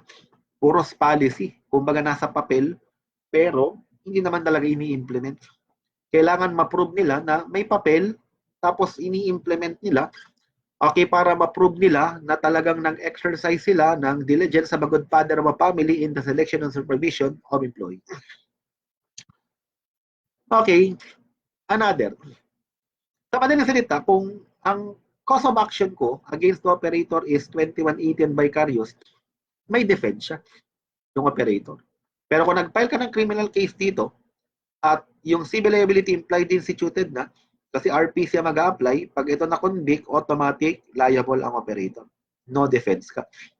Pero question, what if ito, instead na nasa labas siya, nasa loob ng taxi?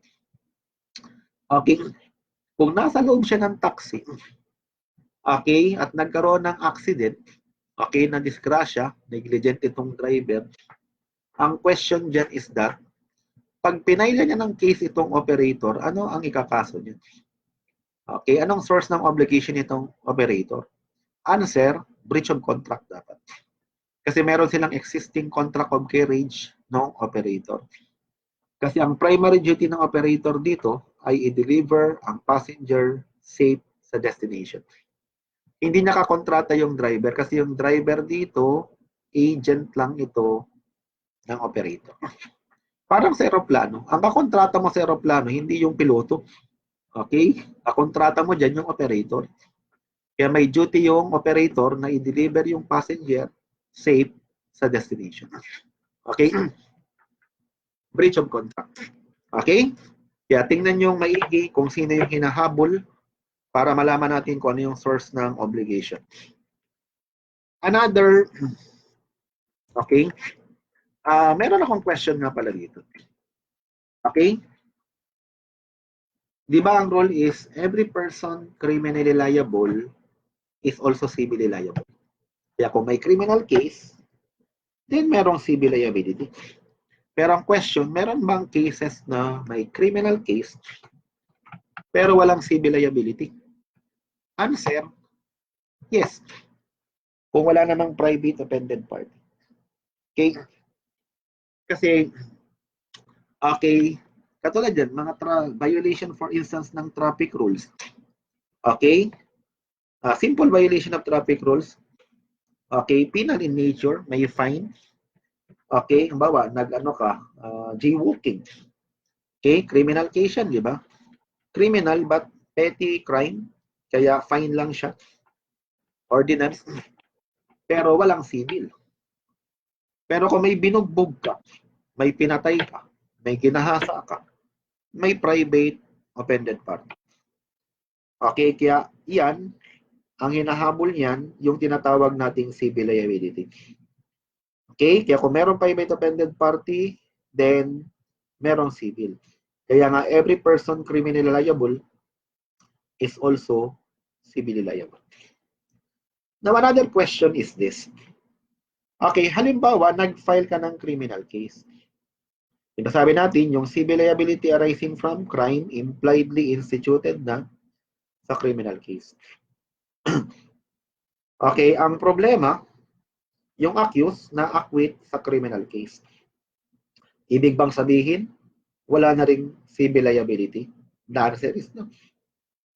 Kasi, magkaiba ang quantum of evidence required. Quantum of proof required sa criminal saka sa civil. Sa criminal kasi, para ma-convict ang accused, kailangan natin ng proof beyond reasonable doubt. Pero sa civil liability, preponderance of evidence lang. Kaya hindi porke na-dismiss yung criminal case, automatic walang civil. Pwede pa rin mag-rendered ang court ng judgment on the civil liability. Okay? Except kung ang judgment ng court, okay, is that yung dismissal ng criminal case, okay, dinismiss yung criminal case because the criminal case does not in fact exist. Ibig sabihin talagang totally baseless, wala yung criminal, wala rin yung civil. Pero kung na-dismiss yung criminal case, kasi hindi lang na-prove ng prosecution yung guilt ng accused beyond reasonable doubt, then pwede pa rin mag-render ng judgment on the civil liability. Kasi nga, iba ang evidence required sa criminal, okay, kesa doon sa civil. Mas mababa yung ebidensyang kailangan for civil aspect. Okay, pero kung sinabi ng korte na yung criminal case does not in fact exist, talagang totally baseless yan, imposibleng makomit mo yung criminal, edi automatic wala ring civil. Kasi ang foundation ng civil case mo ay galing sa criminal case. Okay, now let us proceed now to another source ng obligation. Yung tinatawag na quasi-delict. Yan na yung 2176. Isa raw tong act or omission, nag-cause ka ng damage to another, there being fault or negligence, is obliged to pay for the damage done, there being no pre-existing contractual relation between the parties. Pero ang tanong kasi is, di ba dapat no pre-existing contractual relation between the parties? Okay, tingnan natin to. Okay, punta muna tayo sa requisite ng quasi-delict. Merong act or omission, may fault or negligence, may damage cause, direct relation of cause and effect between the act or omission and the damage, at dapat walang pre-existing contractual relation between the parties. Now, tingnan natin itong 5 ha. Tingnan natin ito. Okay, tingnan mo ito. Our exam question. 2011. Okay, now, Lenny bought a business class ticket from Alta Airlines. As she checked in, the manager downgraded her to economy on the ground that congressman had to be accommodated in the business class. Lenny suffered the discomfort and embarrassment of the downgrade. She should sue the airline for quasi-delict, but Alta Airline countered that since her travel was governed by contract between them, no quasi-delict could arise. Is the airline correct? Mapapansin mo, passenger dito, si Lenny. Di merong existing contract of carriage between Lenny and the Alta Airline. Di merong contractual relation, breach of contract. Ang tinatanong kasi dito, sabi ang defense ng Alta Airline is walang quasi-delict. Is the airline correct? Ito ang sagot natin dito is letter letter A to. Bali, no, the breach of contract may in fact be tortious as when is tainted as in case with arbitrariness, gross bad faith, and malice. Okay, medyo baka maguluhan ka ha. Yung letter B, no, denying ladies the comfort and amenities of business class as provided in the ticket is a tortious act. Okay, parang possible din answer to. Pero mas better itong letter A. Okay, kasi parang lumalabas dapat ang ano mo dito, kung dinenied siya ng comfort amenities ng business class galing sa contractual relation. Okay, pero by the way, ang sagot dito is letter A. Baka sabihin mo, hindi ba sir breach of contract to? Okay, kasi meron silang existing contract of carriage. Tingnan natin, actually, ito kasing 2011 bar question na to. Almost meron siyang similarity sa case ng Air France versus Carrascoso. Okay? Now, ito yung case ni Air France versus Rafael Carrascoso. Okay? Ang nangyari kasi dito, si Rafael Carrascoso was a passenger of Air France. Okay? Ang problema, okay, ineject siya dun sa kanyang first class. Okay? Yung sa first class, okay, gusto siyang dalahin sa parang ordinary. Okay? Ang nangyari dito is ineject siya para ma-accommodate yung isang Caucasian. Dito kasi, di ba, pag hindi naman yung bar exam question, dito na eject siya para ma-accommodate yung congressman. Medyo minodify ng konti. Pero dito, ineject naman siya, okay, para ma-accommodate yung isang Caucasian. Kumbaga parang nangyari, discriminate siya, pinalis siya sa kanyang reserve seat. Okay? Okay, kasi Pilipino eh. Kumbaga itong puti ito, parang para mabigyan ng, okay, ma-accommodate siya, ma-accommodate yung white man, ineject siya sa kanyang upuan. Okay? Tapos may binanggit pa rito sa case na to na prove. Okay, na parang sinabi kapag hindi siya umalis sa kanyang seat doon, eh by itatapon daw siya, paalisin daw siya, i-eject siya doon sa aeroplano. Tingnan natin itong facts of the case. On March 28, 1958, medyo matagal na siya. 58 to, dinicide noong 1966. The defendant, Air France through its authorized agent, Philippine Airlines Incorporation, issued to plaintiff a first-class round-trip airline ticket from Manila to Rome. From Manila to Bangkok, plaintiff traveled in first class, but at Bangkok, the manager of the defendant airline forced plaintiff to vacate the first class seat that he was occupying because, in the word of the witness, Ernesto G. Cuento, there was a white man daw who the manager alleged has a better right daw to the seat.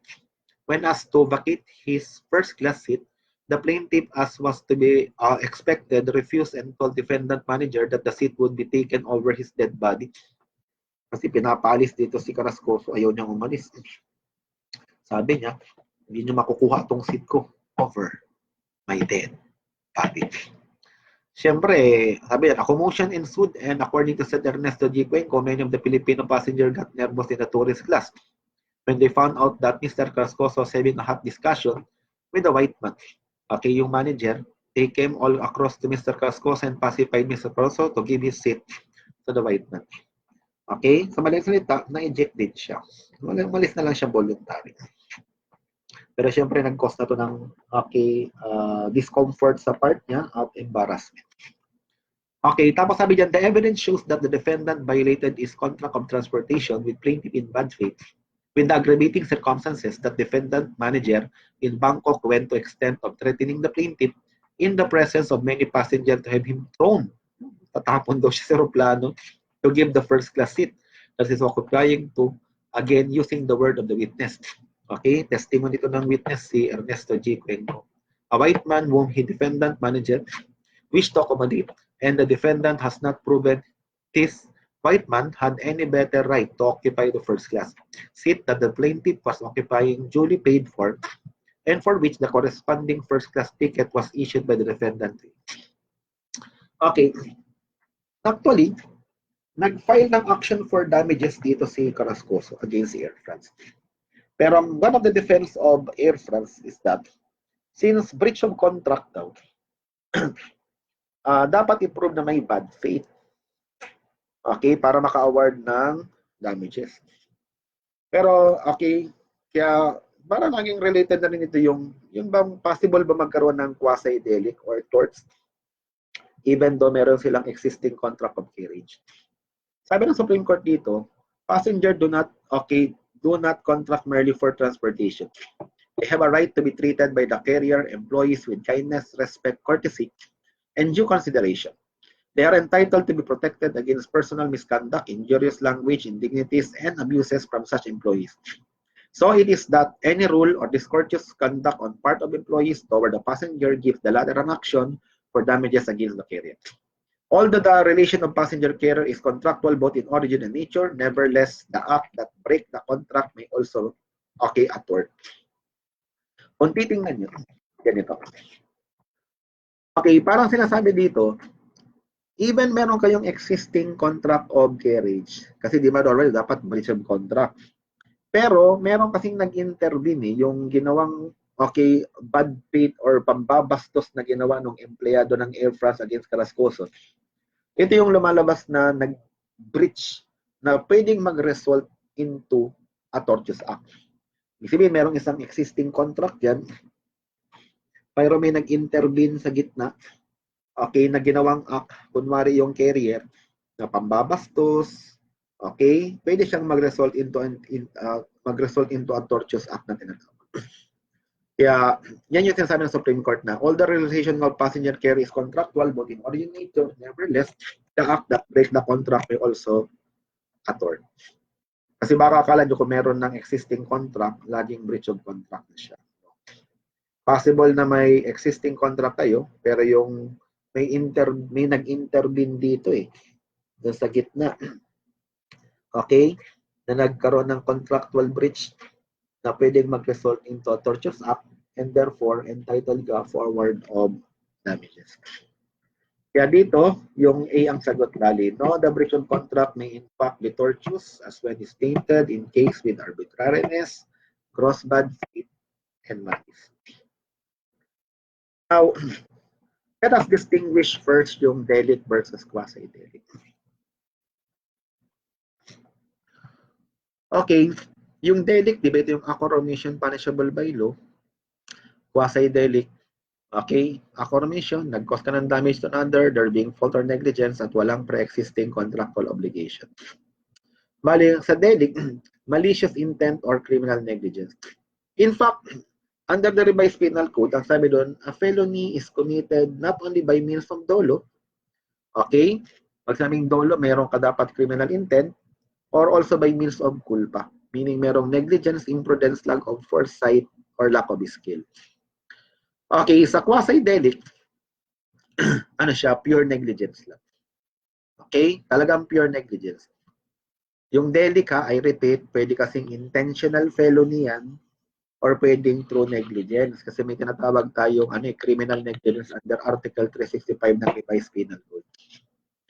Kaya halimbawa, nagda-drive ka ng sasakyan, through negligence, nakabangga ka, pwedeng magkaroon ng criminal case. Yun nga, kung napatay, edi homicide through reckless imprudence. Kung physical injury lang, edi physical injury through reckless imprudence. Pero itong quasi-delict, pure civil liability dito. Pangalawa sa delict, ang purpose is punishment. Yung sa quasi-delict kasi is indemnification ng offended party para i-compensate yung victim, yung offended party for the damage that he suffered. Another, sa delict, it affects public interest. Kasi interest ng state ang involved dito. Kasi di ba sabi ko sa iyo, sa criminal case talaga, sa criminal case kasi, ang real offended party talaga dyan actually is the state. Yung biktima, ang hinahabol niyan is only the civil liability. Kaya nga, every person criminally liable is also civilly liable.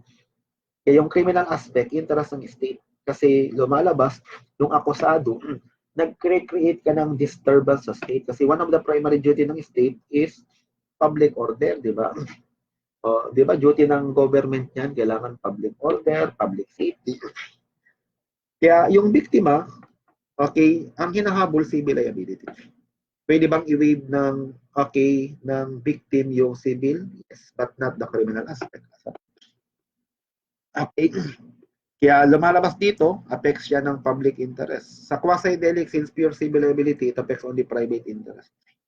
Sa delict, dalawang liability, criminal saka civil. Kaya nga, diba sabi natin sa Article 100 ng Revised Penal Code, every person criminally liable is also civilly liable. Pero sa quasi-delict, one liability lang, civil lang talaga. Next, ang delict, it cannot be compromised. Okay? Kasi interest ng state yung involved. Pero pag quasi-delict, subject to compromise. And last, delict, para makonvict ang accused, kailangan ng proof beyond reasonable doubt. Ang quasi-delict naman, okay, ang evidence required lang is only preponderance of evidence. Okay? Now, ito yung mga example ng obligation expressly arise from quasi-delict. Actually, ito yung nasa Article 2180. Mga vicarious liability yung tinatawag. Okay? By the way, yung concept kasi ng vicarious, mapapansin mo sa vicarious, meron kang sinusupervise. Pwedeng hayop, mga animal, di ba? Hayop, pwedeng anak mo, may minor de edad, empleyado mo. Ang problema, negligent ka sa pag-supervise nito, nag-cause to ng damage to another. Kaya makaka-incurred ka ng civil liability. Tulad nito, yung the father in case of his death or incapacity, the mother are responsible for the damage caused by the minor children who live in their company. Kaya kung meron kang minor de edad na anak, negligent ka sa pag-supervise nito, nag-cause to ng damage to another, then you can be held liable for civil liability. Guardian are liable for damages caused by the minors or incapacitated person who are under their authority and live in their company. Another is the owners and manager of establishment or enterprise are likewise responsible for damages caused by their employees in the service of the branches in which the latter are employed or on the occasion of their functions. Okay? Another employer shall be liable for damage caused by their employees and household helpers acting within the scope of their assigned tasks even though the former are not engaged in any business or industry. Now, the state now is responsible when it acts as special agent, but not when the damage has been caused by the official to whom the task done properly pertains. Now, teachers or head of establishment of arts and trades shall be liable for damages caused by their pupils and students or apprentices so long as they remain in their custody. Kasi kung teacher ka, meron kang estudyante, okay, under custody mo, nag-cause ng damage to another, pinabayaan mo, okay, you can be held civilly liable dito. Natin tong case ni Libby versus Intermediate Appellate Court. Okay, ito si Wendell. Hindi talaga si Wendell yan. Okay, picture sa internet lang yan. Now, both are minors. Okay, yun nga, in love sila to each other. Okay, later on, nag-break. Ang problema, may baril na later on. Later on, labas ka muna. Labas ka muna. Labas ka muna. Wait lang. Okay, sorry. Bali, itong si Wendell, okay, saka Julie are sweetheart. Later on, nag-break, may baril na. Ang problema, later on January 14, 1979, itong si Wendell and Julie was found dead. Problema, walang eyewitness. Okay? Later on, okay, yung parent ni Julian, nag-file to ng case against the parent of Wendell. Nag-file ng civil case based on 2180. Okay? Ang kanilang contention is that yung parent daw, okay, negligent daw yung parent ni Wendell sa pag-supervise, okay, nung kanilang minor child. Okay, now ang problem kasi dito is that, okay, nung nakitang patay yung dalawang biktima, ito, walang eyewitness. Okay? There is no eyewitness, kaya naggawa sila ng kanilang respective theory.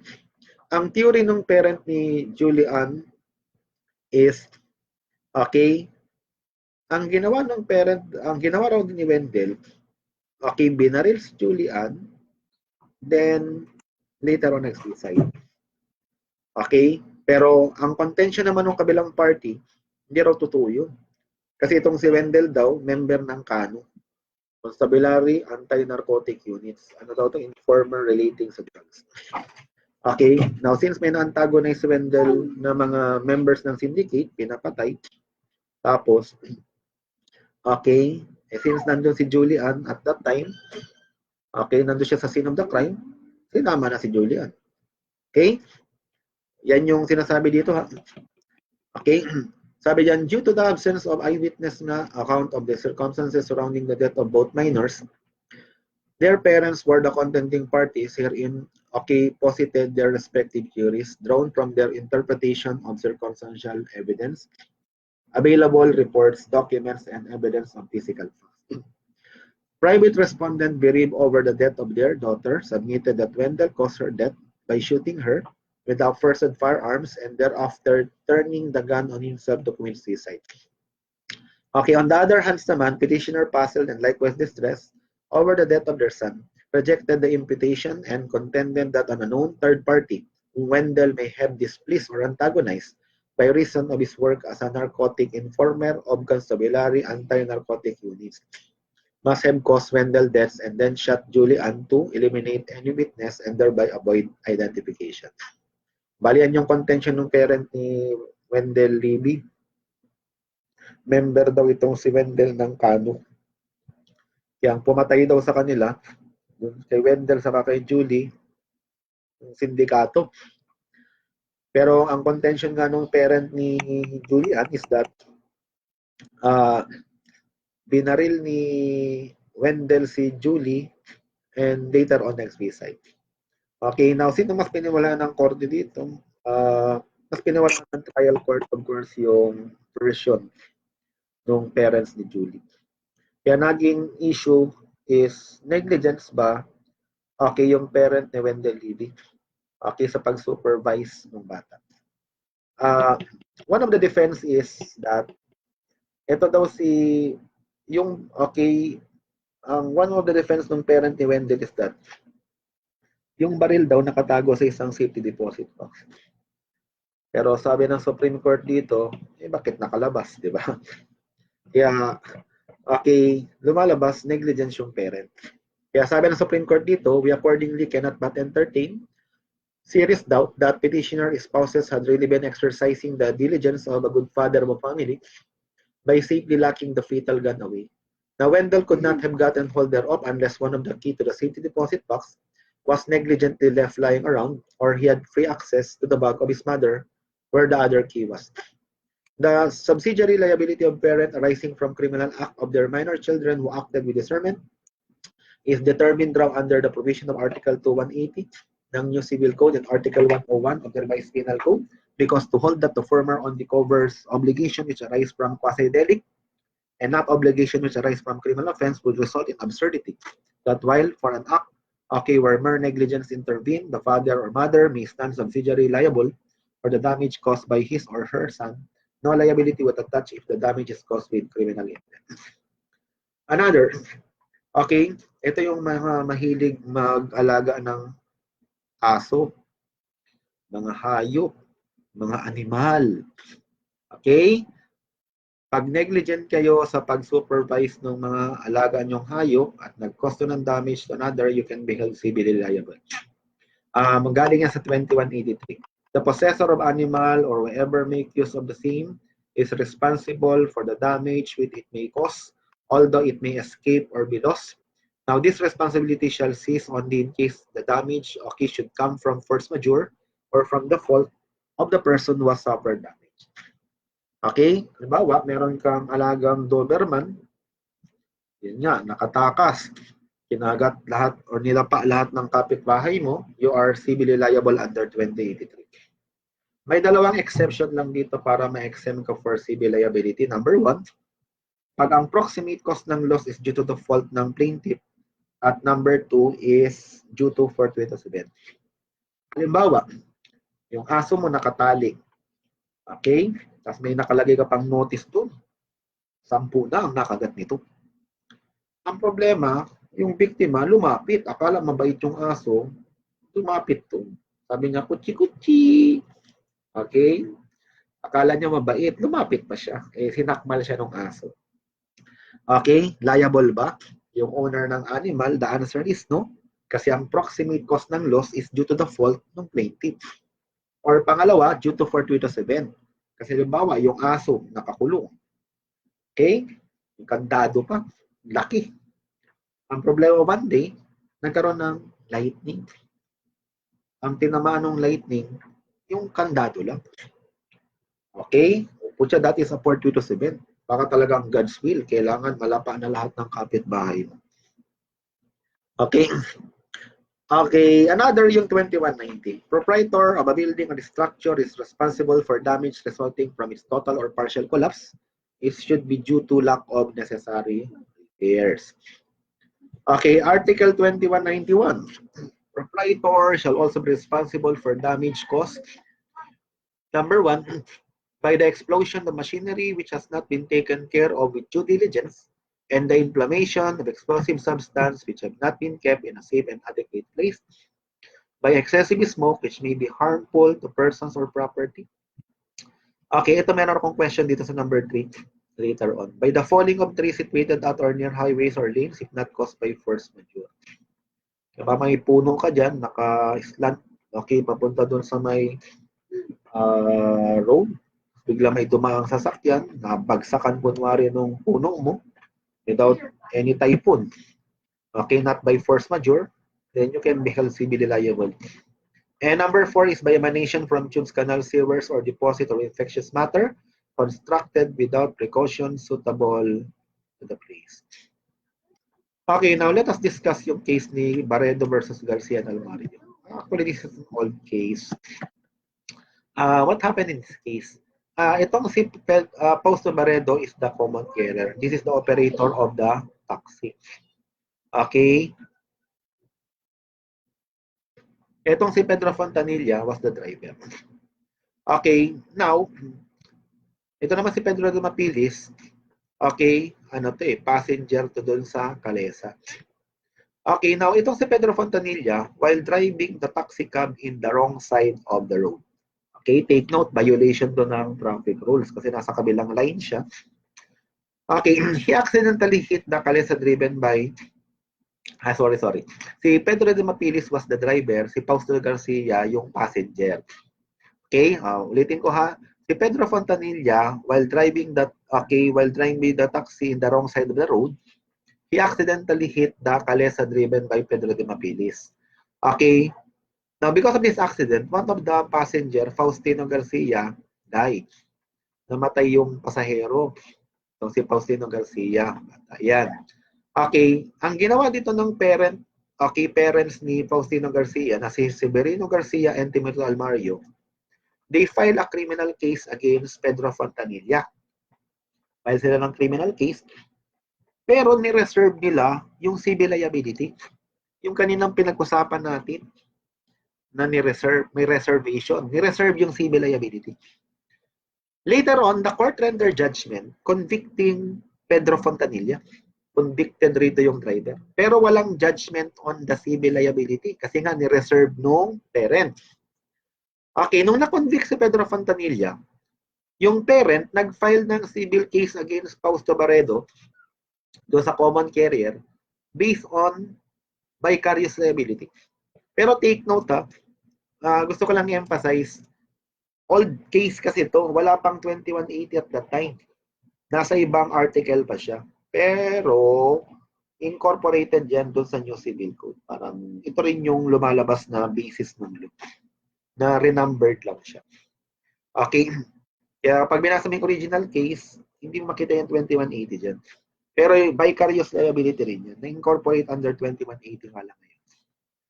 Yun nga, ang sinasabi dito ng parent is that itong si Fausto Barredo daw, negligent daw siya sa pag-select at pag-supervise ng empleyado, ng driver. And later on, the court rendered judgment in favor of the parents. Talo si Fausto Barredo. Pero, ang sabi ni Fausto Barredo, kasi inorderan ng korte na bayaran ni Fausto Barredo yung parent ng damages. Pero ang defense ni Fausto Barredo, mali daw yung judgment ng trial court because hindi raw na-prove ng parent na inexhaust nila lahat ng asset ni Pedro Fontanilla. Ang liability daw niya dito, dapat subsidiary. Kaya dapat ma-prove muna ang insolvency si Pedro Fontanilla bago maging liable si Fausto Barredo. Now, ang naging issue is the contention of Fausto Barredo, correct? Tama ba siya? Okay, tama ba siya na kailangan ubusin muna ng parent yung asset ni Pedro Fontanilla before maging liable si Fausto Barredo? Okay, sabi ng Supreme Court dito, mali. Wrong. Okay, why? Because nagre-recover yung parent ng civil liability against Fausto Barredo not arising from penal loss, but rather arising from vicarious liability. Okay, at ang liability ni Fausto Barredo, primary liability. Tama sana, take note tama sana si Fausto Barredo. Okay, nasabihin na dapat ubusin muna ng parent yung asset ni Pedro Fontanilla kung ang source ng civil obligation galing sa penal loss.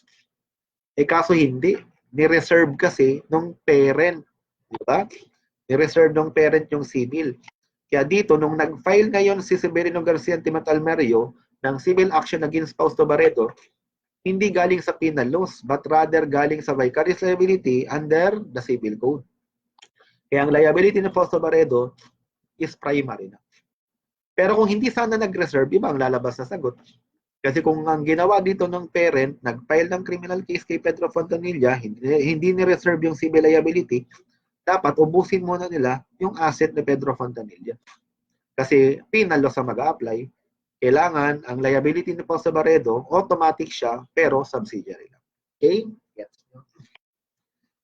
Okay, now, another illustration. Okay, halimbawa, ito, okay, driver A, driver B, common carrier A, common carrier B. Ito, lalakad lang. Nagkaroon ng accident, nagbanggaan itong dalawang taxi. Naipit. Duguan ang passenger A, duguan si passenger B. Okay, question. If you're passenger A, okay, anong source ng obligation ni common carrier dito? Answer, breach of contract. Okay, kung dito ako magfa-file, hindi yung breach of contract kasi walang existing contract of carriage dyan. Okay, pwede ako mag-file dito ng quasi-delict. Okay, doon sa 2180. How about doon sa driver? Pag driver yung finailan ko dito, pwedeng criminal case to. Okay, pwede rin siyang, okay, quasi-delict. Pero normally, pag driver, crime mo na lang. Kasi wala ka naman marirecover na pure civil liability sa driver kasi normally the driver has no property. Kaya justice ang gusto. Okay? Pero pwede rin actually. Doon sa driver pwedeng delict or pwedeng quasi-delict. Pero normally it should be a delict. Huwag mong habulin ang driver for breach of contract because there is no walang existing contract between the driver and the passenger. Ang ka-contract mo dyan, yung operator. Kung driver sa kabila naman dito, pwedeng delict or quasi-delict. Pero normally, pag driver nga, i-delict mo. Or pwedeng mag-file ka ng criminal case dito. Pag, okay, tapos yung civil liability implied instituted na sa criminal case. Pag ito na-convict, automatic liable. Or pwede ka mag-file ng criminal case sa driver, i-reserve yung civil liability, mag-file ka ng quasi-delict dito. Or vicarious liability under 2180. Okay, another question. Pwede ba mag-file ng case tong passenger A against passenger B? Okay? Sabi po siya, parang tricky yung question mo, sir. Hindi siya tricky. Hindi talaga pwede.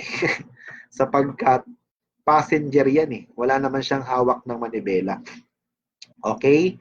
Now, unless of course, baka sinasakal ni passenger B yung driver dito. Yan ang naging proximate cause ng accident. Pero huwag ka na magdagdag ng additional facts. Kung ikaw naman si passenger B dito ka nag-file ng case, breach of contract. Dito sa driver B, pwedeng delict, pwedeng quasi-delict, i-delict mo na lang pag driver. Pag dito sa driver dito uli, pwedeng delict or quasi-delict uli. Okay, dito naman, normally, quasi-delict siya. Pwedeng criminal case dito, tapos yung civil liability impliedly instituted na sa criminal case, pag ito na-convict, automatic liable. Or pwedeng file ka ng criminal case, i-reserve yung civil liability, file ka ng 2180 rito para mag-recover ng civil liability. Okay? Ito naman, ano naman ang course of action niya? Pag dito sa driver, sa ka-driver dito, pwedeng delict or quasi-delict uli. Pero I repeat, pag delict, pag driver, i-delict mo na lang. Pero by the way, yung iba, ang sagot nila dyan is quasi-delict. Okay, actually, pwede rin yung quasi-delict. Pero normally, pag driver is pinafile ng criminal case yan. Kasi ba, naputol yung paa mo. Diba? Gusto mag-recover ng civil. Saka normally, walang property kasi yung driver. Kaya, okay? Kaya normally, hinahabol talaga for civil liabilities to operator, not the driver. Criminal case dito. Driver. Kaya dito, pwedeng delict or quasi-delict, delict or quasi-delict, pero since driver, i-delict mo. Sa operator, quasi-delict mo na lang, quasi-delict. Okay? Okay, another source ng obligation is an obligation arising from contract. Yung obligation ex contractus. Ito na yung last natin na source ng obligation. Sabi ng Article 1159 ng Civil Code, obligation arising from contract has the force of law between the contracting parties and it must be complied in good faith. Ngayon, yung sinasabing force of law, jus civili yan. Yung compliance with good faith, yan yung jus gentium. Now, ang definition ng contract, pag tinignan mo yung 1305, sabi yung contract is a meeting of the minds between two persons whereby one by himself with respect to other to give something or to render some service. Okay? Kaya normally, kung ano yung pinag-usapan ng contracting party, yan yung batas sa kanilang dalawa. Huwag lang siyang contrary to law, moral, good custom, public order, saka public policy. Kasi di ba under 1306, di ba, ito yung lumalabas na limitations of freedom of contract. Sabi ng 1306, the contracting parties may provide for stipulation, clauses, terms, and conditions as may be deemed convenient, provided not contrary to law, moral, good custom, public order, saka public policy. Okay, ito naman yung case nitong De Los Reyes versus Alejandro. It was asked before in the CPA board exam, matagal na actually. A borrower agreed to pay his debt and in case of non-payment, rendered free service as servant. Issue, is the obligation valid? Okay, yung obligation to pay, of course, is valid kasi meron ka namang existing obligation talaga. However, yung undertaking to render domestic service for free is void. Yung magre-rendered ka ng free services, void yan. Okay, because that is contrary to law and morality raw, sabi ng Supreme Court, because magre-result yan into slavery. Okay? Pero I repeat, yung mismong obligation to pay, valid yun. Yung agreement lang na magre-rendered ka ng free service hanggat hindi ka bayad ng utang is void, being contrary to law and morality. Another is the case of Emeterio Cowie versus Arellano University. Ang nangyari sa case na to, itong si Emeterio Cowie kasi nag-entered siya ng contract with, may pinirmahan siyang contract with Arellano. Kasi itong si Emeterio is scholar. Okay, university scholar siya. Ang pinirma niyang kontrata is bawal siyang mag-transfer ng another school. Kasi pag lumipat siya ng other school, dapat i-refund niya sa university lahat ng benefit na na-receive because of the scholarship. Kaya ito yung nakalagay doon yung substance ng kanilang agreement. Sabi niya, in consideration of the scholarship granted to me by university, I hereby waive my right to transfer to higher school without having refunded to the university defendant the equivalent to my scholarship cash. Ang problema, itong si Emeterio Cowie, scholar yan ng Arellano, di ba? O, scholar. Graduate yan. Okay, nung college. Later on, okay, nag-entered naman siya ng law school in the same university. Okay, first year, second year, third year, scholar. Okay, ang problema na ikaw, fourth year, first semester, nag-transfer siya ng another school sa Jose Abad Santos. Kasi yung kanyang uncle, nag-end na yung kanyang uncle kasi is the dean of the College of Law before Arellano. Since end contract, okay, nag-transfer to ng Jose Abad Santos. Okay, ang problema, sinama niya si Emeterio Cowie. Okay, kasi potential top-notcher to. Kaya sinama niya. Ang problema, si Meterio Cui, nag-breach of contract with Arellano. Kasi ang agreement nila with Arellano, bawal siya umipat ng other school unless i-refund niya sa university lahat ng benefit na receive because of his scholarship.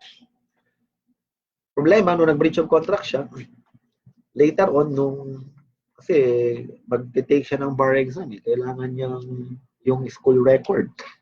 Ayaw i-release ng university. Kaya, napilitan si Mr. Kuwing bayaran. Okay? Napilitan siyang, okay, bayaran na lang ito but under protest.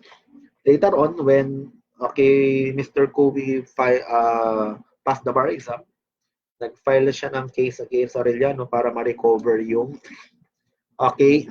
binayad niyang tuition fee na 1,033.87. Okay, 2,000 as moral damages kasi nag-suffer doon siya mga physical or mental suffering. He suffered a sleepless night, wounded feeling, moral shock, di ba? 500 as exemplary damages and 2,000 as attorney's fee and 500 as expense of litigation. Okay? Now, ang naging issue dito, one of the defense of Arellano is that meron tayong existing contract eh. Di ba? Nakalagay sa kontrata, linaw-linaw, na pag bawal ka lumipat ng other school kasi once nag-transfer ka, kailangan i-refund mo sa university lahat ng benefit na receive because of scholarship. Pero according to Mr. Kubi naman, sabi niya, but not all agreement are valid. Kasi subject yan sa Article 1306 ng Civil Code, di ba? Na the contracting parties may provide for stipulation, clauses, terms, and conditions as may be deemed convenient, provided not contrary to law, moral, good custom, public order, and public policy. Okay, sabi ng Supreme Court dito, ito, the stipulation in a contract between a student and school that the student scholarship is good only if he continues in the same school and that he waive his right to transfer to another school without refunding the equivalent of his scholarship in cash is contrary to public policy and hence null and void. Because scholarship daw are awarded in recognition of merit and to help give the student in whom society has established interest or a first lien and not to keep outstanding student in school to bolster its prestige and increase its business potential. Okay, another agreement na void, yung stipulation of 5.5% per month or 6% per annum. Okay, is void. Contrary to moral daw. Contra bonus mores siya.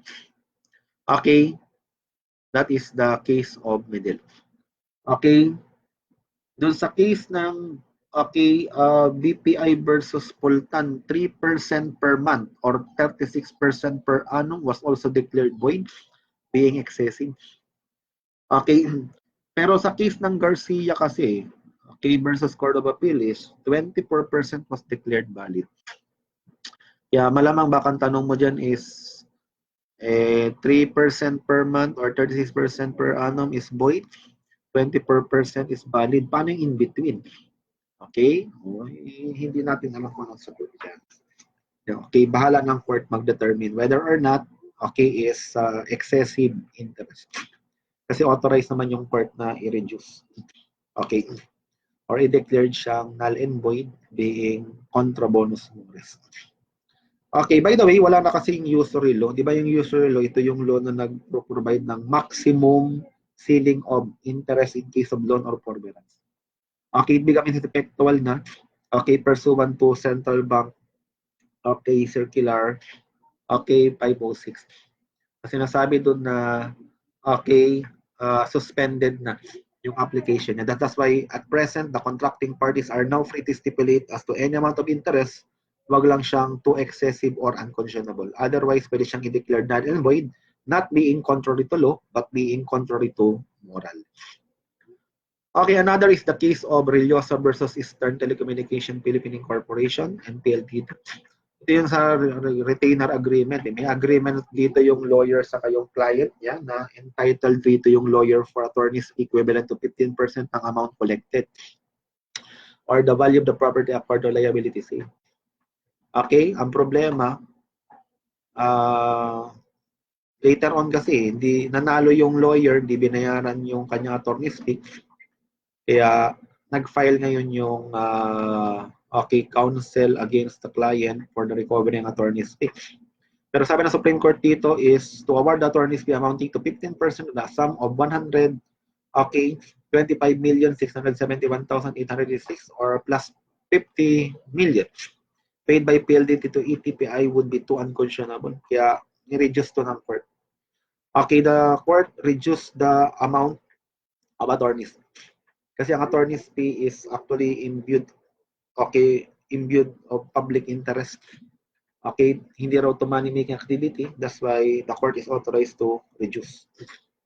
Okay, this was the case actually was remand the case to the court of origin for the determination of the amount of attorney's fee to which petitioner daw is entitled para i-determine dito kung magkano yung reasonable amount of attorney's fee.